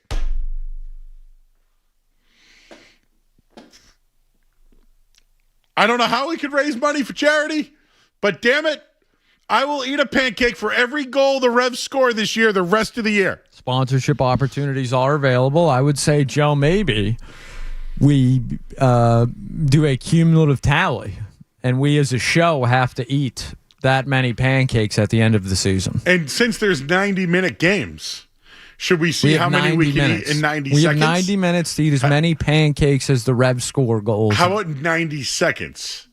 And then we get extra time. Extra time. How many pancakes you think me, you, and Street Team? I think we're hitting at least 40 if needed. A stack of 4 is hard for me, bro. Oh, that's not what I wanted to hear, Joe. I was banking on like 15 out of you. I'm thinking of like take some performance enhancers into effect. Okay, definitely. Yeah, absolutely. I mean, you know, home field advantage here. I don't know if I would eat them like fork and knife it. I might stuff them. Do I have to like Joey Chestnut? We hit the water. I was going to say, I might have to like roll 4 of them up into one and take 4 bites. I've had 4. I don't hate that, Joe. You know. Now, could I do that 10 times? That's 40. Now, I think we have something on our hands here. We might like have to get real. Revs, if you're listening, we'll eat pancakes for every goal you score the rest of the year. We're willing and able, at the ready. And maybe we could do it at that nice new center that you got back there. Oh, yeah. The new kitchen. Maybe you can get a tour. Nice little, that sounds like a content video. Both sides win there. Now, would we use syrup? I think we, I think I'd be. It's a natural lubricant, Joe. It would make eating the pancakes easier, I think. All right, I hope the pancake signal is out. We will eat a pancake for however many goals they score for the rest of the year. I hope. Pass it along. Are you listening out there? We're ready for this. All right. Well, hey, did we already do this hour of the Sports Hub? No. It's brought to you by Valvoline Instant Oil Change. Enjoy quick and convenient vehicle maintenance this month. Visit NewEnglandOilChange.com. You can save 15% off your next round through oil change at Valvoline Instant Oil Change, the official oil change of. All right, well, the Red Sox, they're going to be underway in just a little bit. Curtis Mead. Soon he's going to be called Chris Mead, and then Christian Mead, and I'll forget his name altogether, just like Johan Oviedo. But he's not playing tonight. He now has a broken wrist. And the lineup's out, and Ceddanne Raphael is going to bat 5th tonight. Jake Bennett's on the mound. Christian Gonzalez, well, he doesn't want to negotiate through the media. And whatever else we have going on. I like pancakes, and I'm Joe Murray. And this hour is brought to you by Super Service Today. Clogged drain at your home or business. My friends at Super Service Today will clear any drain for just $93. Imagine clearing drains for $93. And here's the deal. If it clogs again in 1 year, they'll do it for free. You got to contact my guy Tim over at superservicetoday.com. In or out, I'm Joe Murray. This is what happens when analysts take over the game, take over the sport. This is where you talk sports. It happens all the time. The Sports Hub. Are you in or out? Gotta know without a doubt. I'm the one you need for a dirty deed. I'm the best. Success is guaranteed. And joining us in the studio right now is one Joe Ariano. How we doing, Joe? I didn't call you Street Team Joe. You didn't call me Street Team Joe. Do you think if I stop calling you Street Team Joe, people will know I'm talking to you? Probably not. Do you think you'll always be Street Team Joe? I think at this point it's bought. Jay Stu was calling me. He was laughing at me saying, "Hey, I heard Street Team Joe doesn't play in the rain," because he heard my Peyton Manning call. Oh. But like Kevin calls me Street Team Joe. I mean, all the interns call me Street Team Joe. Our boss calls you Street Team Yeah, Joe. yeah. I don't know if Rick knows who you are yet, but I have mentioned you. Yeah. I have to introduce myself to Rick. I have a contact, too, that knows Rick and knows him well. That's a good way in. Yeah. It's a smooth in. Because that's what happened. Rick told me he was from Quincy, and I was like, I'm from my park. There you go. I used to go to the Villa Rosa. Yeah. And then we get into stories about Yeah, no one's ever here. You know, it's the night show, so I don't, the coolest person I run into is you and Skaz. That's right. We are the coolest. Mary sometimes Feels like kind of a shot at us. Mary sometimes is here. No, but there's just no one here. Our boy Tommy is sometimes working late down there. He's a grinder. Shout out Tommy. Got promoted to partnership sales. Partnership. Yeah, he's authorized now. Yeah. You can do it all. Luis is always here. Luis is here right now. And intern Derek is here. Intern Derek made some good graphics today. Yeah, guys. We killed it on social media tonight, And it's 9:30, 9:13. We could have, how many, if we were I could working keep going. I the still whole got set, stuff, John. I know you could we keep could have going. done 10, I think. Yeah. All right, okay, we always do this. Last night. I think Skaz likes when we get distracted. Yeah. You like the pre and around? Yeah, I do like a pre. That should be in the graphic from now on. Pre and around. pre and around. It's in and out scheduled for 8:50, but we started it at 9:09. Yeah. But we're still going to put it at 8:50 because that's the way we're having Get people in the door, Yeah. And plus, we get the later rating for people who listen, if that matters. I'm not going to beg for 25 to 54 ratings. No. But I love the fact that we have 18 to 54. Some people scream into the mic for him, Joe. Pancakes. Anyways, last night, it was just Skaz and I. Name a night where it's just Skaz and I with interns here. Has it been a while? Yeah. Yeah. Riley met her boyfriend. Did you know she had a boyfriend? I think I was aware, but is that why she missed work? Yes. What kind of boss are you, Joe? Lay down the law. She's an intern. It's the summer. Listen, dude, just so you know, she said she was going to be in every Friday and hasn't done one Friday. And I'm not knocking her for it. I told her, I go, you're not going to come in on Fridays. Every time I She goes, don't no, I'll be there. I go, don't listen. And then it came down to not here on Fridays. But that's fine. Why do you think I took Tuesdays and Thursdays? There you go. I did give you I did ask. Oh, that's a long-term play by the BU kid, huh? Smart. That's what I told Tuesday, you. Thursday. Oh, yeah. Tuesday, Thursday should work for me. Extra 4-day weekend? Yeah. Anyways, the reason why I'm bringing this up is Aurora was here. And little did I know that when I mentioned to Aurora that Riley went to meet her boyfriend, Aurora was kind of upset that, she has a boyfriend. What? Yes. What do you mean define upset? Am I saying that accurately, Skaz? I think there's a slight embellishment on your part, but yes, sure, yes. She did clarify that she was happy for her. The 5-year plan, Joe. But then she brought up that she has a 5-year plan to meet a man. A 5-year plan? And then I brought up years? Yes, Derek, yes. Okay, yes. Wait, so was she just unhappy that Riley had a boyfriend and didn't tell her? And she doesn't. Oh, okay. And that she wants to find a man in the summer. I asked her, In or out, I asked her, meeting somebody in the summer or cuffing season. She prefers summer over cuffing. Okay. All right. You're out. You're doing activities. Little summer fling. She was unaware of summer loving. And That'd be a blast. I brought up Green. Happens yes. so fast. So you guys know the song. She's 21. And Skaz goes, well, Joe, you're bringing up a song that's 50 years old. And he's right. So it got me thinking, how do I relate to a 21-year-old girl when it comes to love? Derek, what is today's modern love story? Is it Shrek? Today's like the blueprint for a modern. What love is today's Grease? You know, The Notebook. What is? It probably is The Notebook. All right, while you're still thinking, The Notebook. While you're thinking about it, Grease was 50 years ago. Okay, when Harry Met Sally was the 80s. It was a great movie. I mean, Billy Crystal as the lead in a rom-com is a little tough in retrospect. The 90s had a lot. Like Can't Hardly Wait, right? I mean, Superbad's a love story, right? Wouldn't you say? I mean, that's a between stretch. three friends. That's a stretch. 10 Things I Hate About You. Love story, right? Now, a little gambling High School involved. Musical? High School, good, fine. But I could give you American Pie.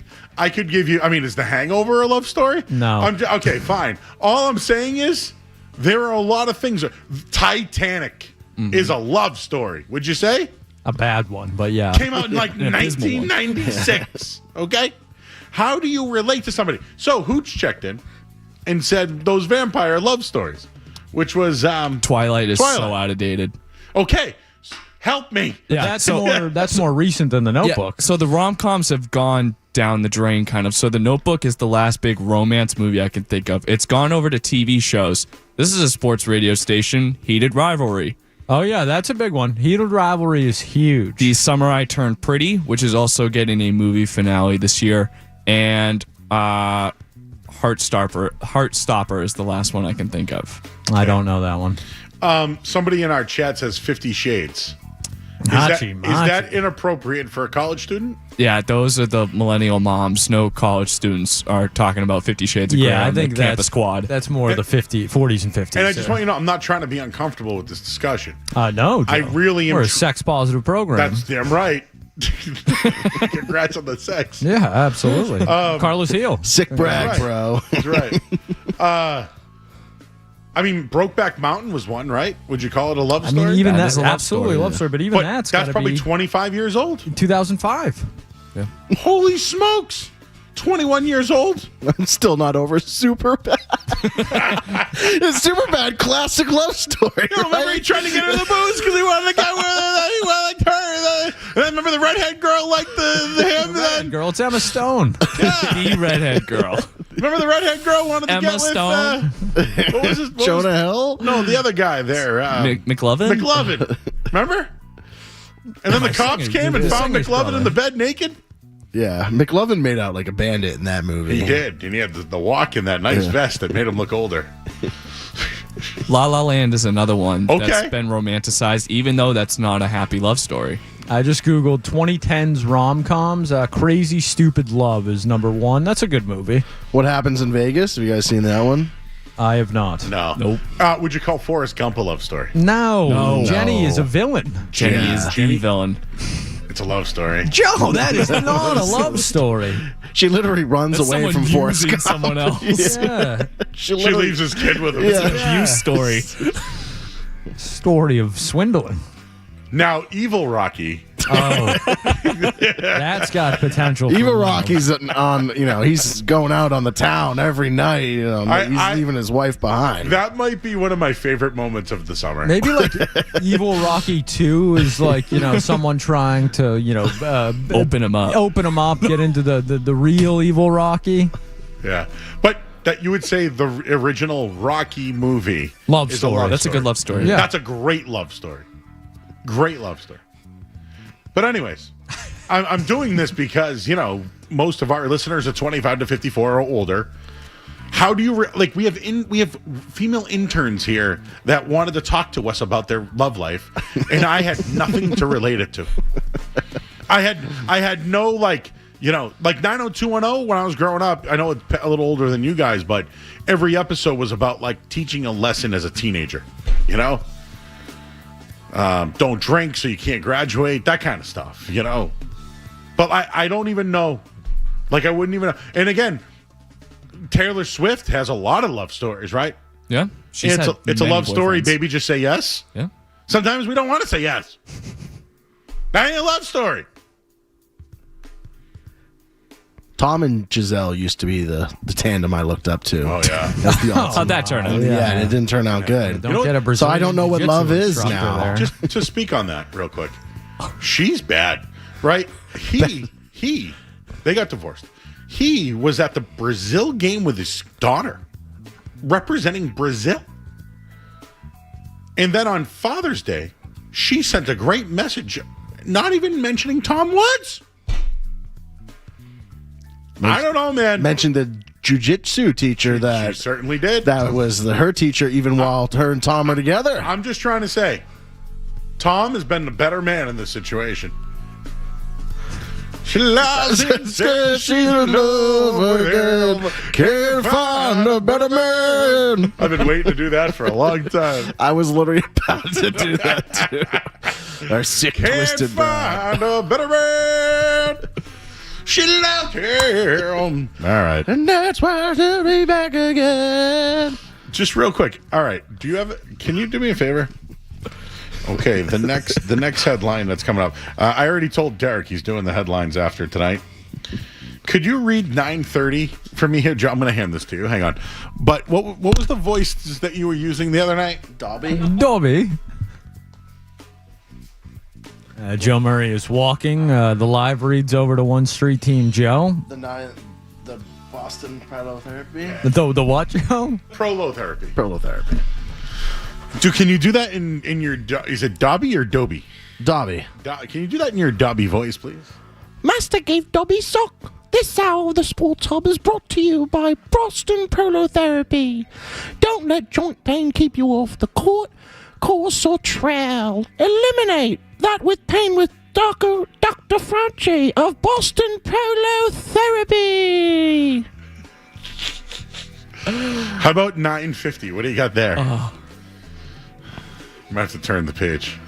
Brought to you by Valvoline Instant Oil Change. Enjoy quick and convenient vehicle maintenance this month. Visit newenglandoilchange.com for 15% off your drive-through oil change at Valvoline Instant Oil Change, the official oil change of busy people.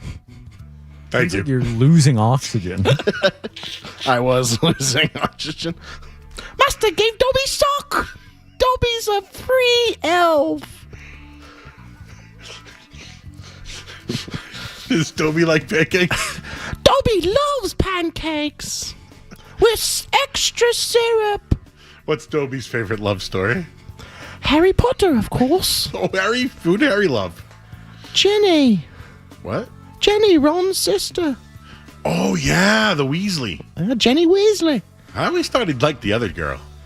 Hermione. I'm still dying from the read over there from Street Team Joe. Brought to you by Valvoline Instant Oil Change. When we don't have anybody here, Scabs, if I'm like, dude, I gotta go to the bathroom. The official oil change of busy people. For real? Please save that in hotkeys. Because if I have to ever use the can. This month, visit newenglandoilchange.com for 15% off your drive-through oil change at Valvoline Instant Oil Change, the official oil change of busy people. Imagine just dropping that in throughout the night, though.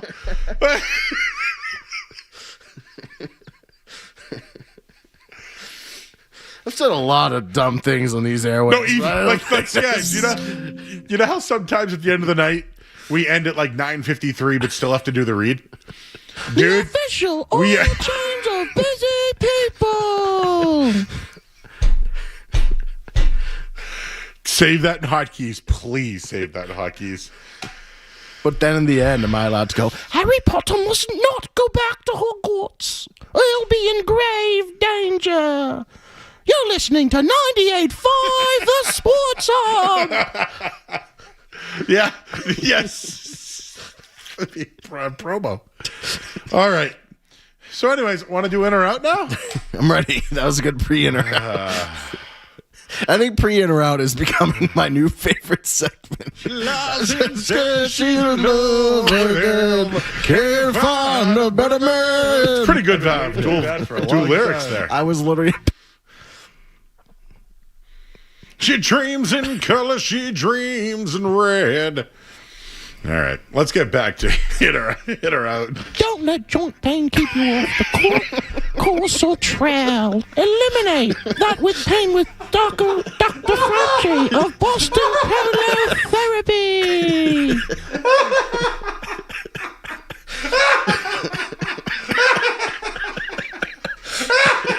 Who let that go on her?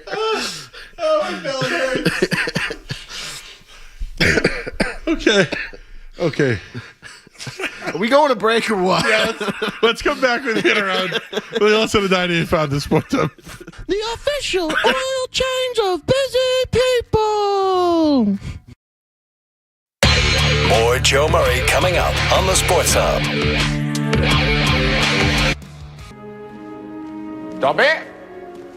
Master has given Dobby a sock. What? I didn't... Master has presented Dobby with clothes. Dobby is free.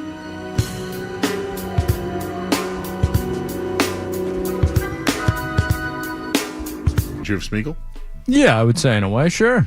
So why does Harry Potter have to come up with a character that looks like Smeagol? Well, Joe, if you want to get into character development, I don't know if J.K. Rowling, a lot of questionable characters if you really dive into them in the books there. Okay. I won't do that. Not exactly the most creative, I'll say. Joe, do you think we could do a rap together over the Harry Potter song? Yeah. What is this? What is this? I'm just We thinking. can call it Harry Pothead.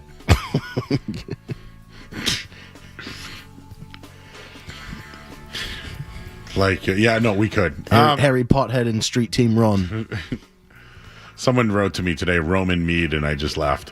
All right, in or out, what do we have tonight, Skaz? Gentlemen, welcome. 9:40 edition of In or Out on this Tuesday, July 28th. Under 10 runs tonight, by the way. That's what I took in the game. Caleb Durbin, home run. Why not? The little guy in the little ballpark. All right, gentlemen, we will start with our good friends over at Pepsi. Our friends over at Pepsi are teaming up with a slushy body scrub company and releasing a Glam Light Pepsi Vanilla Slushy Body Scrub and a Pepsi Wild Cherry Body Wash. Are we in or out on smelling like Pepsi Vanilla or Pepsi Wild Cherry? Out. See, I think Pepsi smells pretty good. And Pepsi Cherry. There's a drop. I am so out on this. Cherry Pepsi smells pretty good, doesn't it?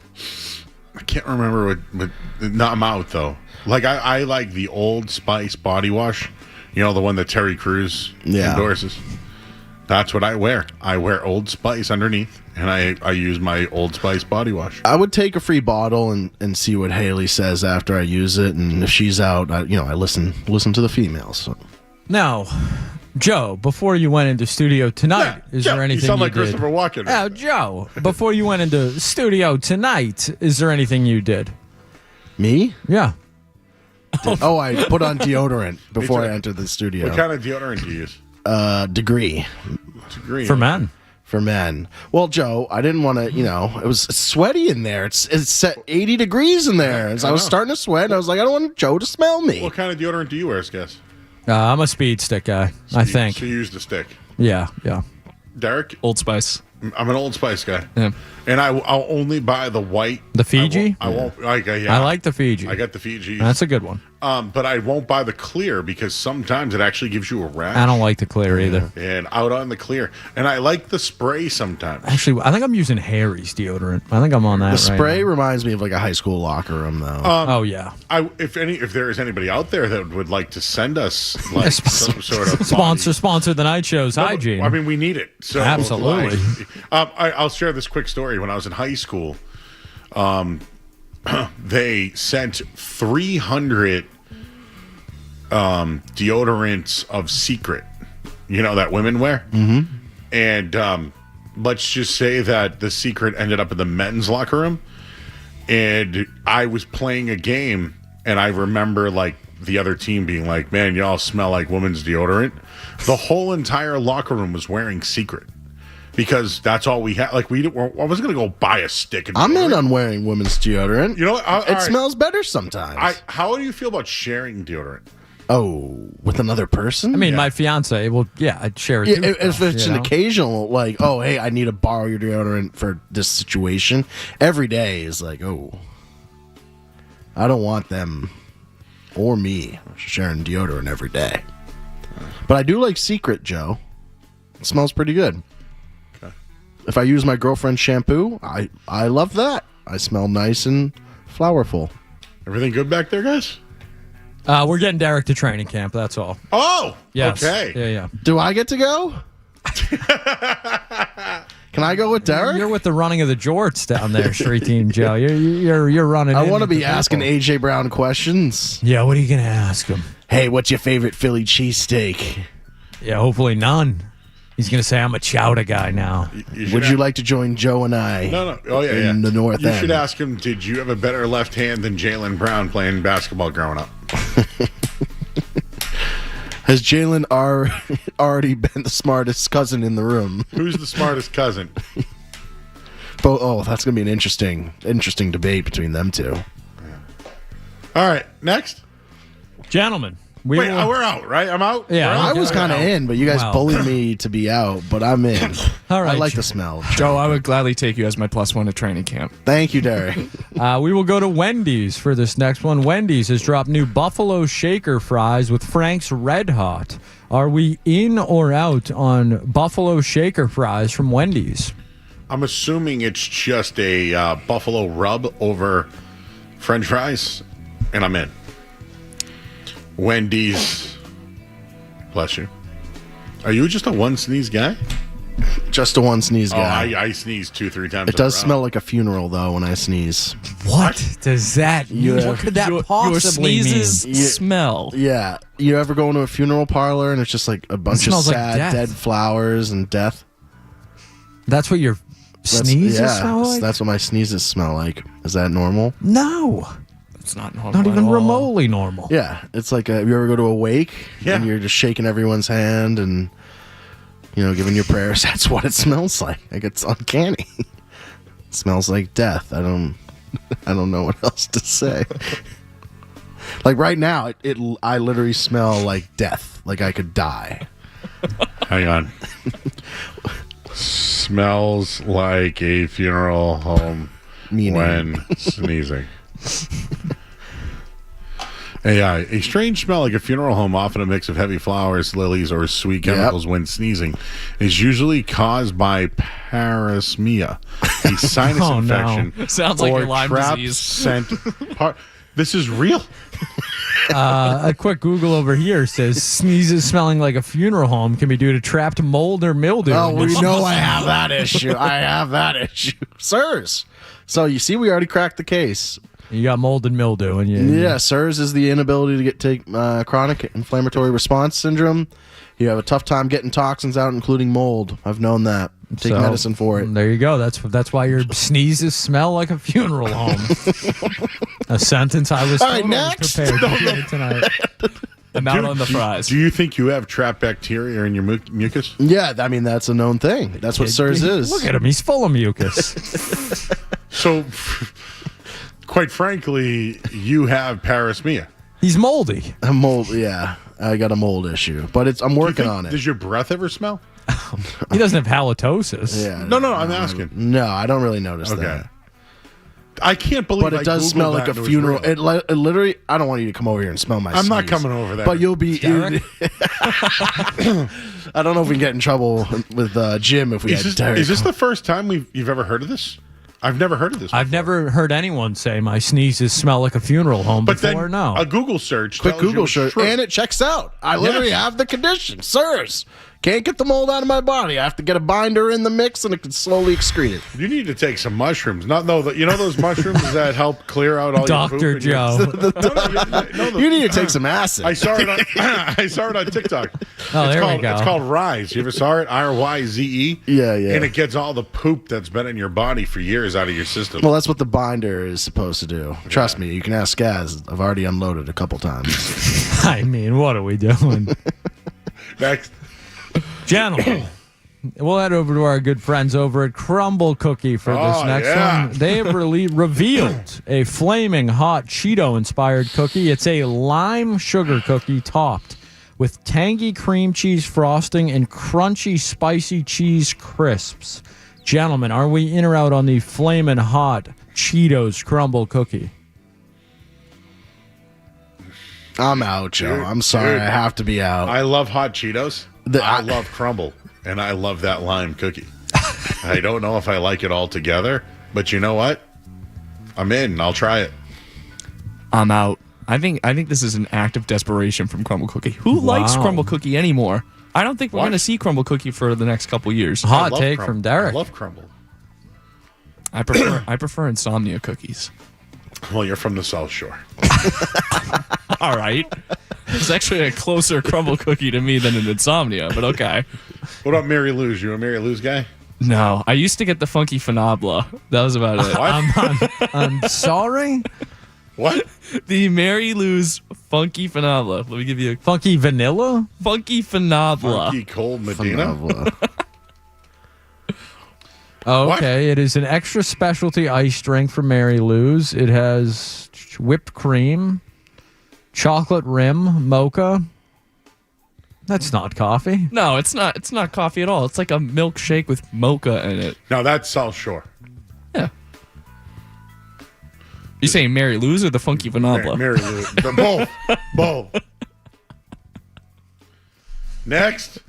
Gentlemen, let's head to Netflix for this next one. Free Fall, A Reckoning for Boeing premieres August 19th following the highly publicized death of Boeing whistleblower John Barnett. An urgent investigation into the once iconic aviation giant uncovers startling new revelations. Coming to Netflix August 19th. Are we in or out on a look into Boeing and their whistleblower catastrophe controversy there?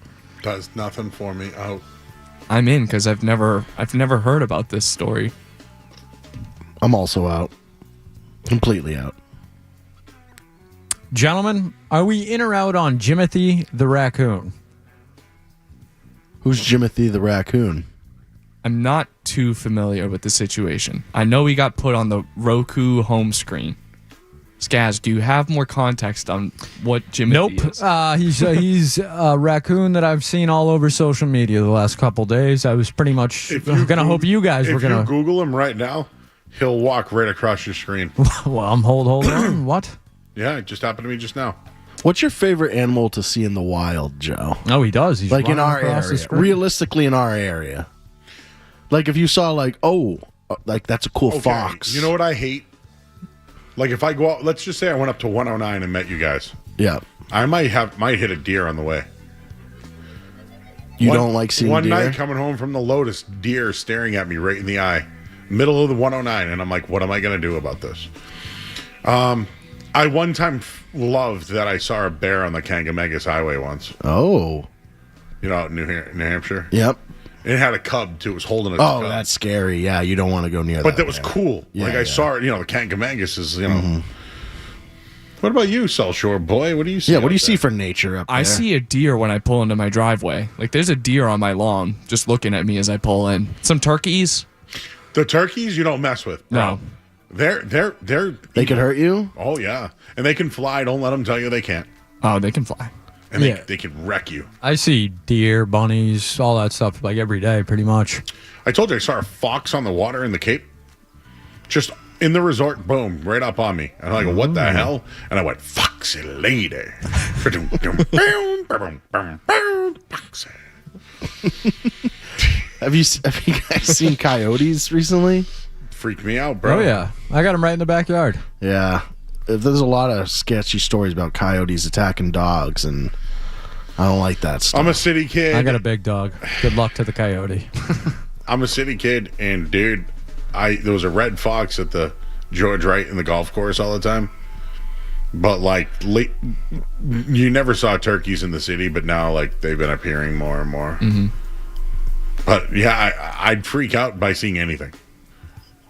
So yeah, everything scares me. What about a turtle? I love turtles. Oh, those terrifying turtles. No, but like a snapping turtle can cause some issues if you try to go pick it up. Yeah, but if you pick it up by its side, it can't snap you. Well, they have long. Maybe be They have careful. long necks. Yeah, I was gonna say lower side. Who are these PSAs for, Street Team Joe? Who is going out of their way to pick up snapping turtles? I saw because by the neck. On the street next to mine, there was a Pick it up by snapping the turtle in the side. middle of the road, and we were all it was like all the neighbors got together, and we are like, "What do we do?" And some brave, soldier went out there and picked up the big turtle and tried to snap him, but it couldn't, and then he put him back in the river. It was like a whole ordeal. Do you know what I don't want to find? Any kind of big snake. Oh, Saw the biggest one of my life on Saturday playing golf. Just right on the course. I was going to Like get a a ball. cobra? No, I think it was a Like a water garden moccasin, snake? maybe. Okay, yeah. It was I'm talking like a couple inches around. He was a big boy. Scared the hell out of me. Definitely a water moccasin. Now that I Google it, Do you know what else? or maybe not. I don't know. Do you know what else I fear? A scorpion. Remember the murder hornet? No, the murder hornet. Murder hornets. Ticks. I hate ticks. But And that's northern- I have Lyme. Northern water snake is what I'm being told. I came in contact with. Do you remember, was it Jackass where they had two scorpions fight it out? Well, they had the puppet. Remember the puppet? Yeah. That one. That was a good one. Yeah. Have you The heard snake. of the Lone Star tick show in Martha's Vineyard? No. Oh yeah, the meat. Yeah, it makes you allergic to meat. Oh my God. Can you imagine? No. What's going on in the vineyard? A lot of weird things are going on. Nantucket's got drugs everywhere. Yeah, it's in the water supply. The government wants to take them down. Actually, that could be true. Made me laugh. I like tossing out a conspiracy theory and then immediately Be like, convincing wait, yourself it's true. Yeah, the Loch Ness monster. What about jellyfish? What about them? What are you more afraid of? Have you seen one this I've summer? been stung by a jellyfish before. You have? Yeah, Yes. I've been stung. How do they? Do they have? They to pee urinate on you. you? They I pee know. on your foot. Yeah, that's real. Yeah. Yeah. I was in California. Somebody peed on you. No. I did it myself. Wait. That's even better. No It was way. on the Elaborate. foot. Oh, what I got stung on the foot. That's what they told So me to you do. just peed on it. That's what they told me to do. Who's they? The lifeguard.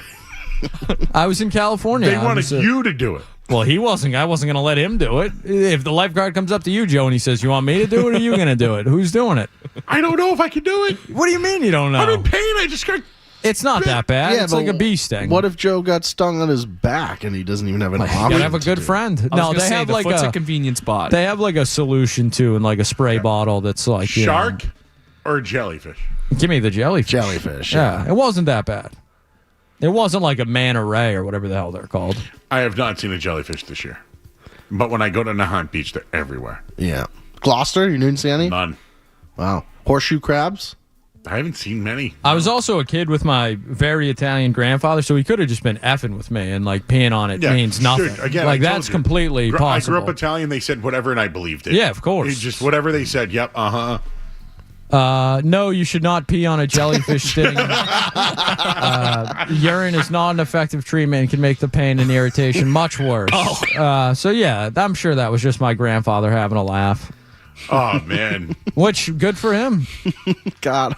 No, that is a tale old as time. Yeah. You know when you get the skunk gets you, you're supposed to Put yourself in tomato sauce. Tomato sauce. But my dad told my sister, or maybe it was my dad, My dad's friend told his daughter, "You're supposed to eat the tomato sauce," and so she had like 5 cans of tomato sauce, and she just continued to reek, and then got sick from the tomato sauce. That's tough. You know, Derek, most internships aren't like this. I would figure not. But you do at least think that this is interesting discussion, right? This is great. And we do have a 20-year-old, a 30-year-old, and a 40-year-old. Yeah. And you're obviously a 20-year-old? Yeah. Okay. So, I mean, you know, we have many. We're bringing all the different age groups together. We have to go. What would you say was the most wild thing we said tonight? My sneezes smell like a funeral home. It's got to be up there. Yeah, but we had proven fact to back it up. But not at the time. The only thing I will say is it was fact, which is even more disturbing. None of us accused him of lying. Yeah, that's true. I did say Superbad was a love story. You did. That was a bad. take. Yeah, that was a take that was had. And what's funny is he threw up on her. Yeah, he threw up on her, and then the other couple, the girl threw up on Evan. Yes. So they all just threw up on And each then the other. other one was getting laid. Yeah, and McLuffin actually made out like a bandit. Yeah, But yeah. then the cops interrupted it. Yeah. Bill Hader in that movie, and who is it? Seth Rogen. Oh, yeah. I like the old guy who's like McMuffin. Yeah, McMuffin. Favorite old guy in a movie. I do like the 51st Days guy, not 51st Dates, Wedding Singer, because he was also Blue in I mean, does Old School. Does like Mr. Miyagi count? Ooh. Red in Shawshank? Red. Yeah, Red. What about the guy in Happy Gilmore? That's Mr. Gilmore's jacket. Yeah, the big guy. Yeah, He's not that old. He's just huge. He's just huge. Well, isn't he dead now? Well, yes, but that's... Who would be old in that movie? Oh, Lee Trevino? Yeah. Bob Barker. Bob Barker. That's a good one. There you go. That's a good one. He had a great role in that one. Yeah, you just messed him up a little bit. Favorite old guy? Are we doing like a cameo or like a legit? He had a legit role. 617. 5 calls says it all, as Joe Murray would say. Favorite old guy in a movie. Why not? 5 calls says it all. How about one final in or out for Okay. tonight while we're on movies? Who else would I ask this question other than you gentlemen? At Disney has met with Macaulay Culkin about a new Home Alone movie. Culkin's pitch for the film had Kevin as a single dad who gets locked out of the house by his estranged son. Are we in or out on a new Home Alone movie with Macaulay Culkin as an estranged father? Oh, it's kind of like the story of the shovel guy. The old guy in That's Home another Alone. good answer. Yeah, the old guy in Home Alone. Who saved the day, by the way. Yeah. Come on, let's get you home. Old man I don't Marley. think he sounds like that in the Old slightest. man Marley. I'm sorry, Joe. Can you give me another line the old man Marley says? I can't think. I miss my son. That's why I come here and pray. And I'll see him again. Okay. Stolen credit card. Do you think? Do you think your very own pizza? Polka polka. Skaz, that's got to be back there somewhere. Oh, yeah. 5 calls. I got Poco Poco. Says it all. Favorite old guy in a movie cameo. Cameo, yeah, I like that. Yeah. 617-779-0985. Polka polka. We won't do musings, but I do want to let you hear the Tony Romo arrest video. Oh, you really want to subject the people to that? We might as well, because I want to crap all Maybe over. we should have Dobby recreate it.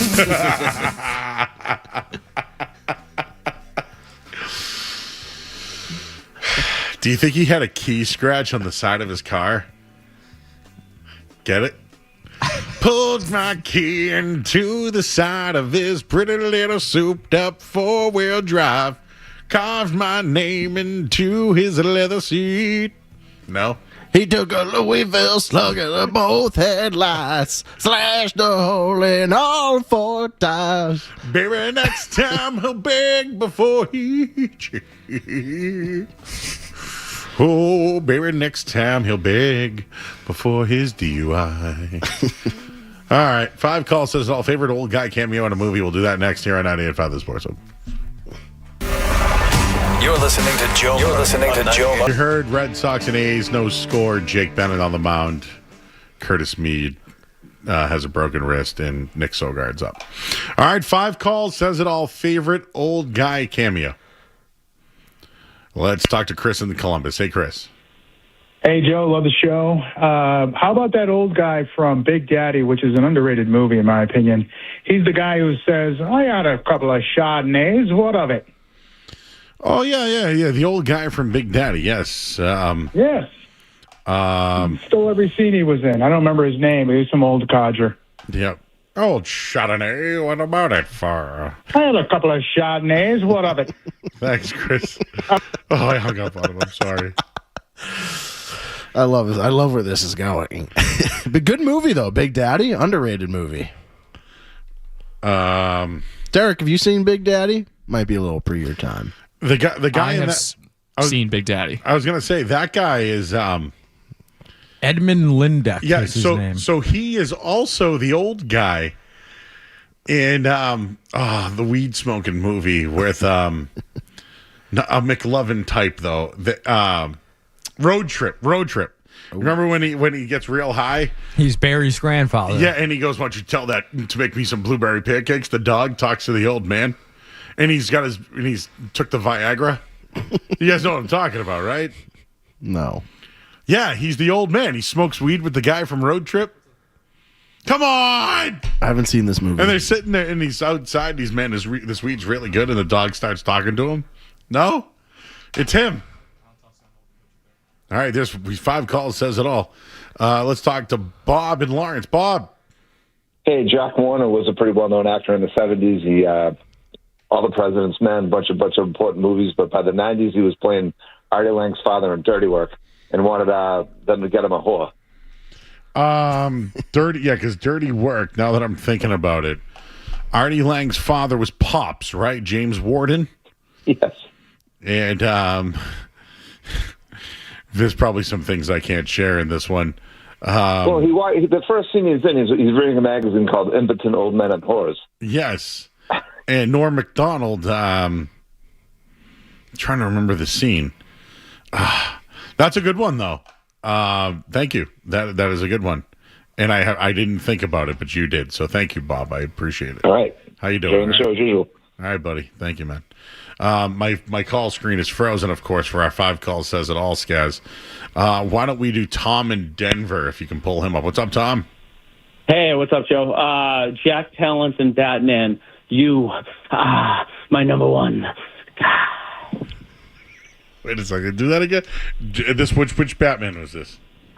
It's the first one with Michael Keaton, who Jack Nicholson kills. You, my number one.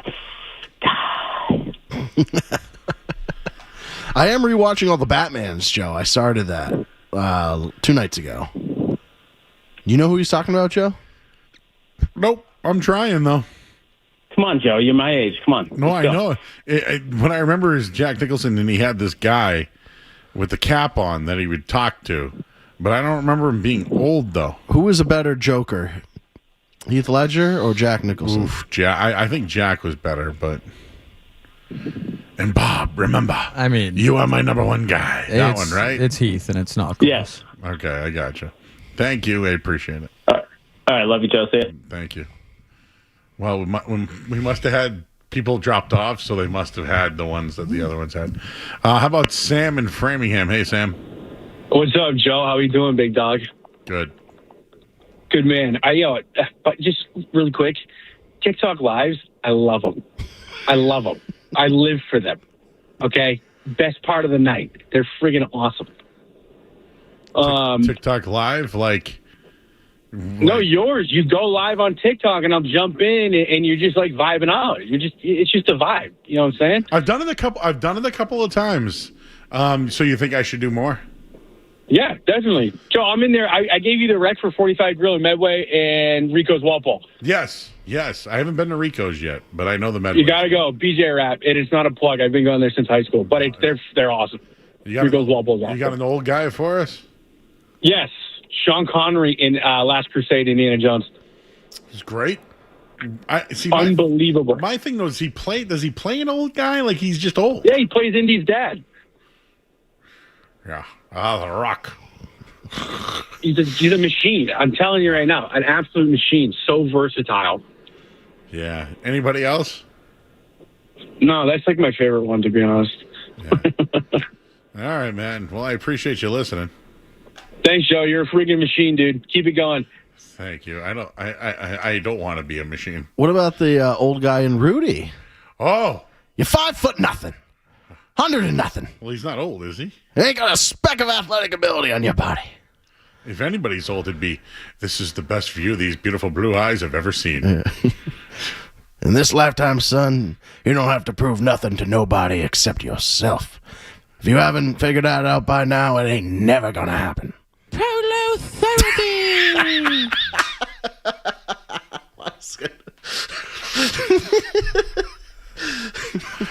Some honorable mentions of old guys in movies. How about James Earl Jones in The Sandlot? Oh, that's a good one. That's a great one. Not a funny one, but a good one. Yeah. Like Bill Murray was like, I feel like he's done a couple Zombieland, if you've seen those or something. He shows up. But like in my Stan Lee, I feel like did it for all the Marvel movies. Well, remember Tom Cruise dressed as an old guy in Tropic Thunder? Unbelievable, yeah.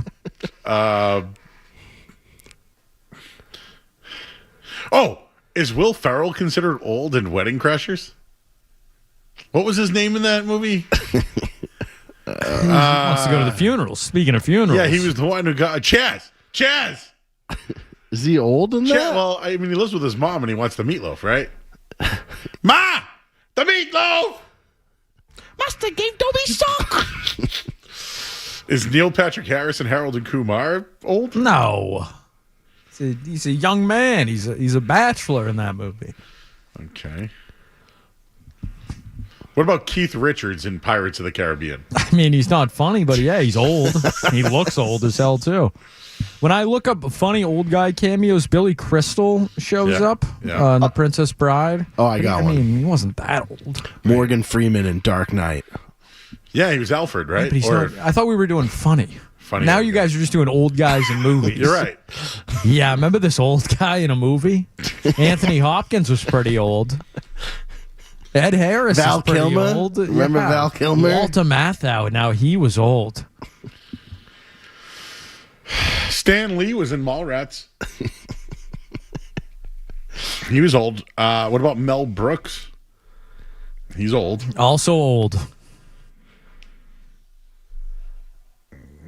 Great cameo. The guy who's the librarian in Seinfeld. Bookman. Give me that guy from Law and Order. What about Mickey and Rocky? It's just not a cameo, though. Rock! Woman weak in legs! The hell are we doing? Hey, the Red Sox are trailing. What happened there? I didn't see. The ghost of Connolly Early. Ooh, that could be a... Hey, what do you think about the new Ebenezer movie? Yeah, you guys talked about him out. I don't like all these new Ebenezer Scrooge movies. Out. All right, well, we have 2 more calls for 5 calls, says it all. Should we take another? Yeah. All right, Gary is in Lowell. Hey, Gary. Joe, what's going on, man? What's up, Gary? Yo, hey, I know it's not old, but you will not make that putt, jackass. You jackass. You suck, you jackass. That was the same guy I was talking about. Hey, Shooter, when are we going to... What was it, Shooter? We got to go to the buffet. What was it? What did he say? It was a buffet that had, like, twin lobsters or something? Oh, yeah. Crap, I can remember that one. I can remember that pod, but no, you're right. That's awesome. Hey, you do card shows with my nephew, Liam. You remember him? Liam. Little skinny kid. Oh, yeah, Liam and Jamie, right? Yeah, the Lowell yeah, my guys. nephew. Yeah. Oh, Liam's cool. Yeah, I was with. I saw Jamie over the weekend. No kidding. Yeah, no. I gave a couple of guys to Lamb he sold to me on some of the shows. He said that he usually buddies up with you every once in a while. He sits Pretty next. cool. He sits next to me. Right. All right, Joe. Nice talking to you, All man. right, Thanks. buddy. Thank you. Oh, another old guy in a movie. The Fighter. I liked his trainer, the old guy. It used to be Dickie, but Not Dickie. It was the old guy. The old guy cop. that married his mom. Yeah, the old cop. Yeah. Yeah, Clint Eastwood. Now he's pretty old. Did you guys ever Gran Torino? You guys heard of it? No. Did you ever see the? I actually really liked the movie. What was it called? It was he was running all the cocaine. The Mule. The Mule was really good. I actually really liked that movie. I remember he had his truck and his I don't know. I just liked him. He just never could get it right. Remember he won all that money and helped out the VFW hall? He was always getting laid in that movie too. He's old. Uh-oh, is Wilson Contreras getting into it? Okay, just wanted to make sure. Cam is in Woonsocket. Cam.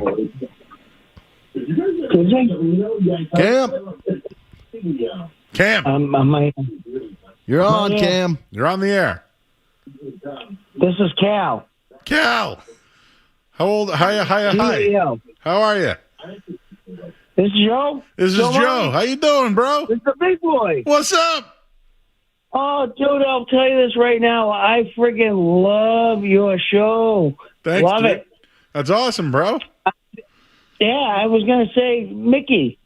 You know the old guy that that Mickey. Get up, you son of a bitch. Mickey loves you. That old guy. He was a cameo. Yeah. Cal. Yes. What's your favorite part of the show? All of it. I love the musings. I just love the banter. It's awesome. Is it your favorite show on the station? And the food the food. You know, like you send it. You know, you're sending us somewhere that like we don't even know. Which is awesome. Where have I sent you before? Well, I live in Rhode Island right now, but I work in Boston, and I've been to Santopio's. I bet basically wherever I'm around. I'm like, well, what'd Joe Murray do? Oh, all right, I'm going over here. I'm going over there. What would Joe Murray do? Yeah. Cool. Well, look at that little place. Look at that little place. Like the little, you always find the best places. So that's what I'm listening to you and I'm going, oh, I heard about that place. I heard about that place.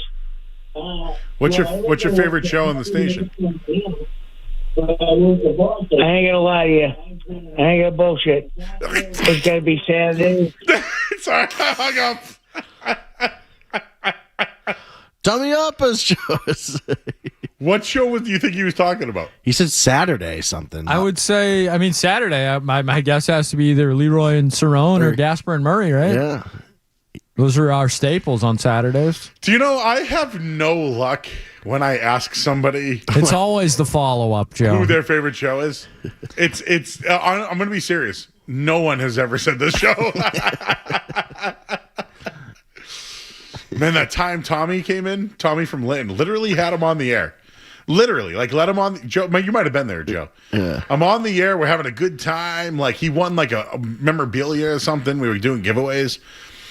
And I was there. I was there. Like, all right, yeah, Tommy. yeah. Like, All right. who's your favorite show on 98.5, the Sports Hub? Well, it's Felger and Matt. Oh, come on! Come on! Pissed me off. I know he loves Felger and Matt. Sports Hub. Well, it's Felger and Matt. Oh, come on! Come on! Was pissed, right? You were heated. I like that. Literally, they just set it up for him. Yeah. It was like serving pancakes. Oh, come on! Come on! You know what I get. You know when people like stop yelling? You know when I'm yelling. Yeah. Therapy. I don't like this cut. There's a lot of words that this All could right. play. One more, 5 calls. I think this is the 5th call. I don't know. Joe Math. Kevin's in Lowell. Kevin. Hey, Joe, I'm not going to lie. You are my favorite show, my son's favorite show. I'm a Felger guy. I like you. My son, Zach, is probably listening from Nashville, but got a couple old ones for you, buddy. We'll switch it up. We'll go with a female. Ruth Gordon from Any Which Way You Can, that old lady when she was shooting all the bikers. And, you know, she messed around with the ape a little bit. Remember her? Clint Eastwood movie? No.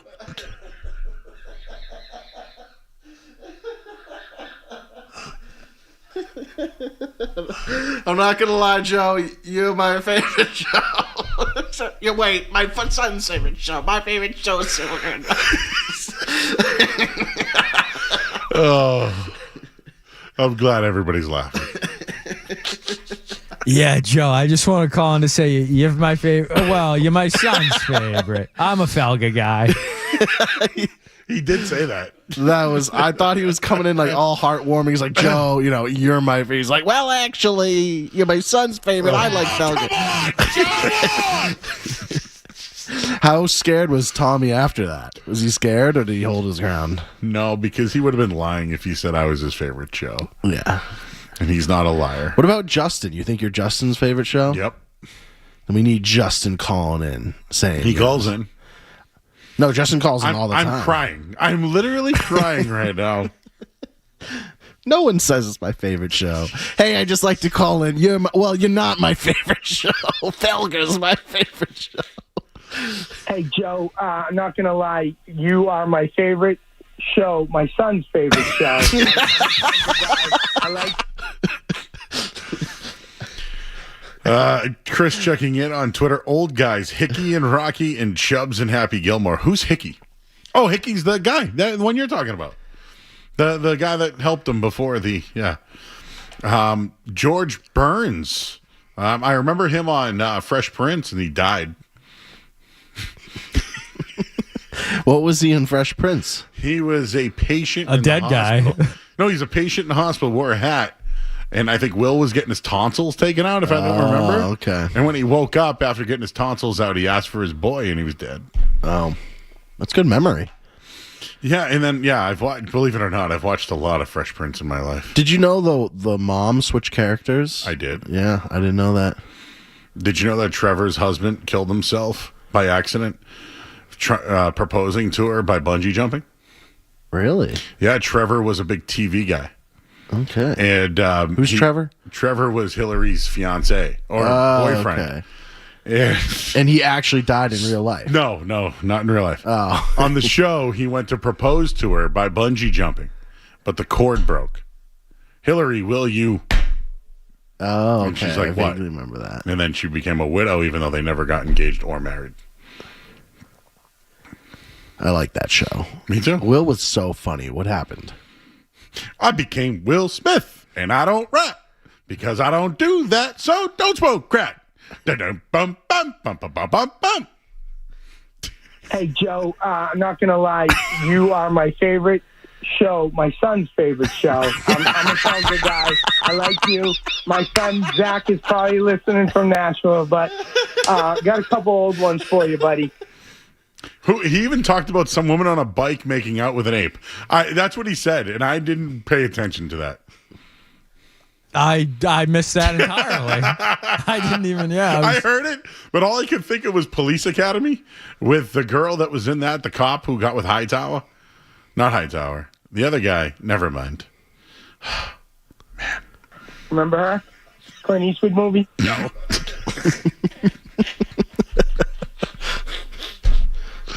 All right. Should we go back to the rundown? We started this new segment on Boston's Enter the Chat on Ness at 4 o'clock every day. It's called Last Call now. So we do like something at the end of the show, Last Call. And I got into Tony Romo, and I went at Dan Orlovsky. You guys want to do that before we go home? Why'd you go after Dan Orlovsky? Didn't he say Drake May had a great season? Going to be in for MVP? I'll tell you why on the other side on 98.5. Oh, good tease. The official oil change of busy people. More Joe Murray coming up on the Sports Hub. Curtis Mead injured. Mead on the injury. Patriots camp today. Joe Mazzulla odds. Patriots receiver group. Oh, did you know about Ceddanne Rafaela's Grand Slam last night? It's only the second time a Grand Slam accounted for Red Sox runs in a road win. Last time it happened, Ted Williams, 1955. Joe, I may have found what you were looking for. Oh, yeah? After some research back here. Took me a while. Yeah, so you guys know the original Joe Show intro. The previous one you heard coming back from here, that was the Jeopardy one, and this one would be the Joe Samoa Joe. This one is labeled a miscellaneous Joe rejoin. Okay. But I think it's what you were looking for earlier. Let's find out. Play it for you. Joe Murray going to be with you 7 to 12. Is that right? Yeah. Oh my God! I'd rather stick needles in my eyes. I didn't realize he was that mammoth. I'm very upset. We know it's the miscellaneous intro. I might have more back here as well. I'm just scratching the surface here. Well, I'll report back if anything else comes through. Okay. Going back to the rundown. Jaylen Brown, Pritchard extension. I believe Jaylen Brown's eligible for an extension today. Did that happen? Was that in the headline there by Derek Olson? I didn't hear it in there. I don't think he got one, is my point. I think he's extension eligible, but they haven't extended him yet. So just wanted to throw that in there. What player can't you afford to lose this year for the Patriots? I said Hunter Henry. Did you notice all the former players at camp will do that tomorrow? Gay back his stuff. Tomorrow, Keegan Stiefel will be in studio from Nesson.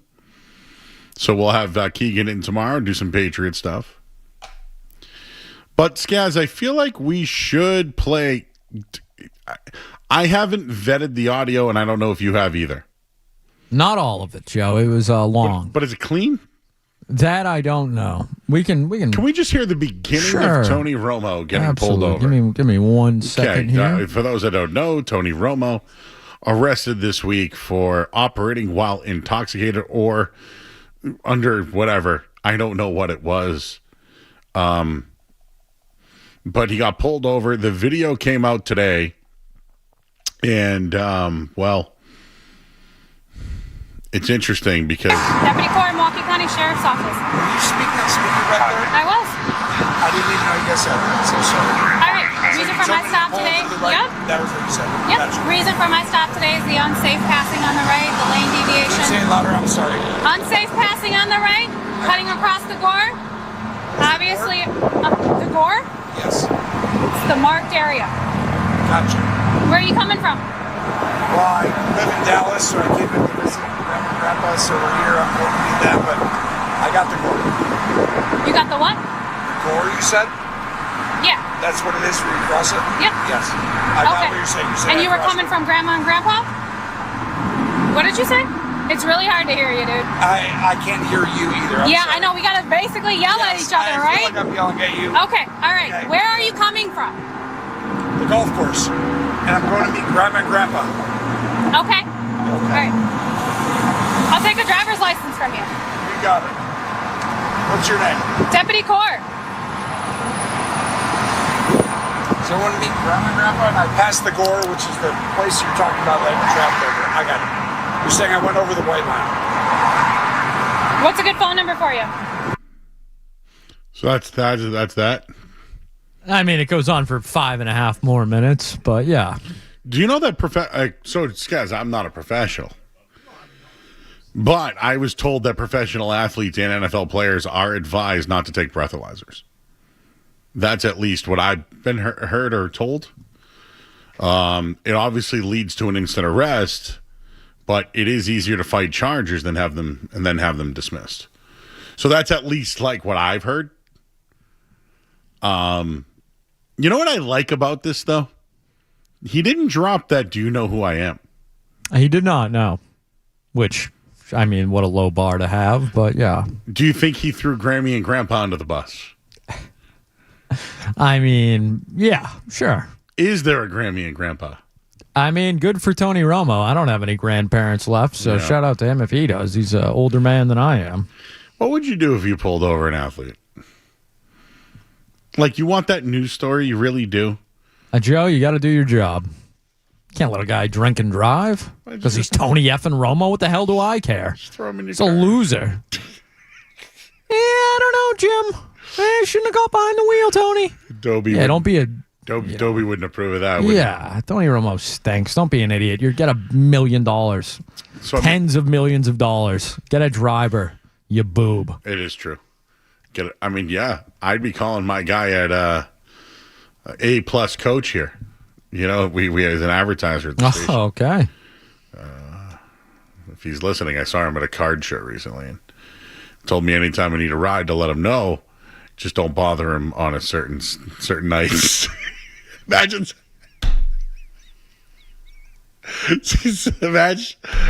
someone being like, "Hey, let me know whenever you need a ride. Just not on a Saturday or like any big events." Okay. This guy's, when would I need a car? Like for like wrestle like a SummerSlam. Okay. Or Ooh, something yeah. like that. Okay. All right. But that's in another state. Well, if there was a WWE event in town. Okay. Yeah, there is one. Now There you use go. promo code WWE Joey. Joey right now. If you go to Ticketmaster.com, promo Joe, code. that's pretty cool. Could you believe that? You got a WWE promo code. Jay Stu seemed to be a little upset about it. Yeah, talk about Aurora yesterday. I mean, Jay Stu was feeling, I think, the same thing. Yeah, but he got the advertising money. Not peek behind the scenes. He's reading the ads for the radio station. They wanted me to be Digital Joe. That's a content creator's job. I did not receive payment, but I love the people over at TD Garden. And because they had Street Team Joe, I am happy to help them. I obliged. Street Team Joe's not here to hear this, but I wonder if he's making another one of his runs. He might have to be because he's got the runs. He's moldy. Derek Olson, our intern from Boston University. Here I am. Have you ever had a pedicure? No. Would you ever get a pedicure? Is this the fingers or the toes? Manicure would be hands. Gotcha. Pedicure would be feet. I think the only way I am convinced to do so is by my girlfriend. Like letting her do it? Or going with her? Like a spa date. Okay. That's a great idea. That's how most people probably are introduced to it, I would say. But Dan Orlovsky, you remember him, right? Of course. Ran out of the back of the end zone. Yep. He thinks it's completely against men getting pedicures. Would you like to hear this audio, Joe? Yes, please. Question. You never get a pedicure? I have never gotten a pedicure. Oh, it's a delight. I never will. Yeah, no, it's I am great. completely against pedicures for dudes. What for? You're a dude. You're not supposed to get pedicures. Yes, you are. Nah, Nothing man. wrong with Nah, being no, no, pampered. no. Oh, it's a delight. No. I am so against this. This is a thing for me. You're coming with me. Dudes should not be getting pedicures. Who am I told is laughing at this? Monica. Jay Will. Can we put them up there? Feel good. Jay Will. Just nasty feet, Dan. Just nasty feet. My feet are awful. I totally agree. But I'd rather have awful feet than get pedicures. Oh, come on. They scrape the terrible taste. You're also not the person who should be having I love a pedicure. Are you kidding? It feels fantastic. I totally agree. I think I've got my friends taking their teenage sons to get them. Yeah, I think it's an excellent idea. What? Yes, and you should join them. And I've just got a text here from your wife who says, yes, I think, Dan, Greeny, talk him into it. Trust me, I'm talking you into this. No. I know. I think it's ignorant on his part. Yeah, I think he's being an absolute, hardo, tough guy, macho loser. Talk about insecure. Can I give you one? I am over the alpha male. I got friends who are taking their sons to do it. Yeah, dude, it's taking care of your feet, man. It's not like an indictment on the male hierarchy. Take a chill pill, Dan Orlovsky. No, okay. I'm a fat guy and I have big feet, and sometimes it's hard to reach down there. It is.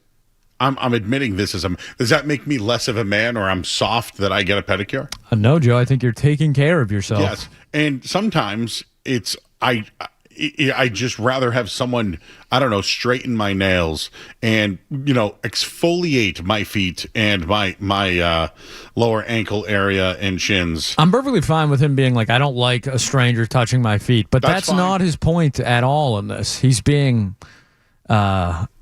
just kind of a D-bag about the whole thing. Guys. And you're Dan Orlovsky. You're wearing makeup on ESPN right now in a tailored suit. Like, what are we doing here? Yeah, you also ran in the back of the end zone.